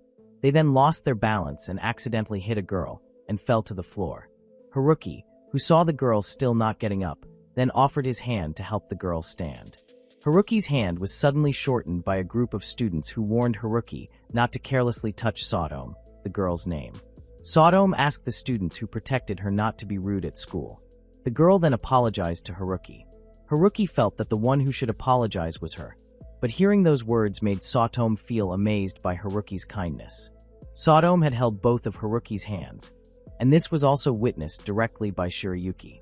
Not long after, the girl said goodbye to go back to her activities. Saotome's kindness was already well known among the students at their school. Even Shirayuki, who was actually just a transfer student, could feel that Sodome was a popular girl. At their school, Sodome did seem like a celebrity because she was the manager of the soccer club. Her full name is Sodome Madoka. Besides being very popular, Sodome also had a very friendly nature and a very cute appearance. Shirayuki wasn't really interested and even thought the girl was quite strange. Shirayuki changed the topic to Haruki and complained a little that his legs were sore from walking a lot. Shirayuki asked Haruki if the young man could lend him his hand for a moment and hold Shirayuki's hand just until their class. Haruki was quite worried and felt that his suspicions were correct that Shirayuki still hadn't fully recovered. He was willing to lend his hand and hold Shirayuki's hand all the way to class to help the beautiful young man walk. The thing that was bothering Shirayuki was finally put aside. The traces of Sayatome's hand holding Haruki had now been replaced by his own hand. In class, their homeroom teacher announced things related to the school trip, including the guidebook and a list of group members for each student and their duty. Haruki and Shirayuki were in the same group along with several girls in their class. The girls seemed so happy and enthusiastic to be in the same group as Shirayuki, who was known as a beautiful student. Based on what they heard about Shirayuki's condition, who was still in the recovery stage, they were quite worried, but honestly, Shirayuki himself was completely fine. Among them, there was still one name that had not appeared among all the members of the school trip group. The student's name was Akira Terida. Terida was recorded as having never attended school since the middle of their first year, even though Terida was still able to participate in school trip activities like other students. The girls who were members of the same group as Shirayuki displayed worried facial expressions when Terida's name was mentioned. Shirayuki already had an assumption about how problematic Terida was.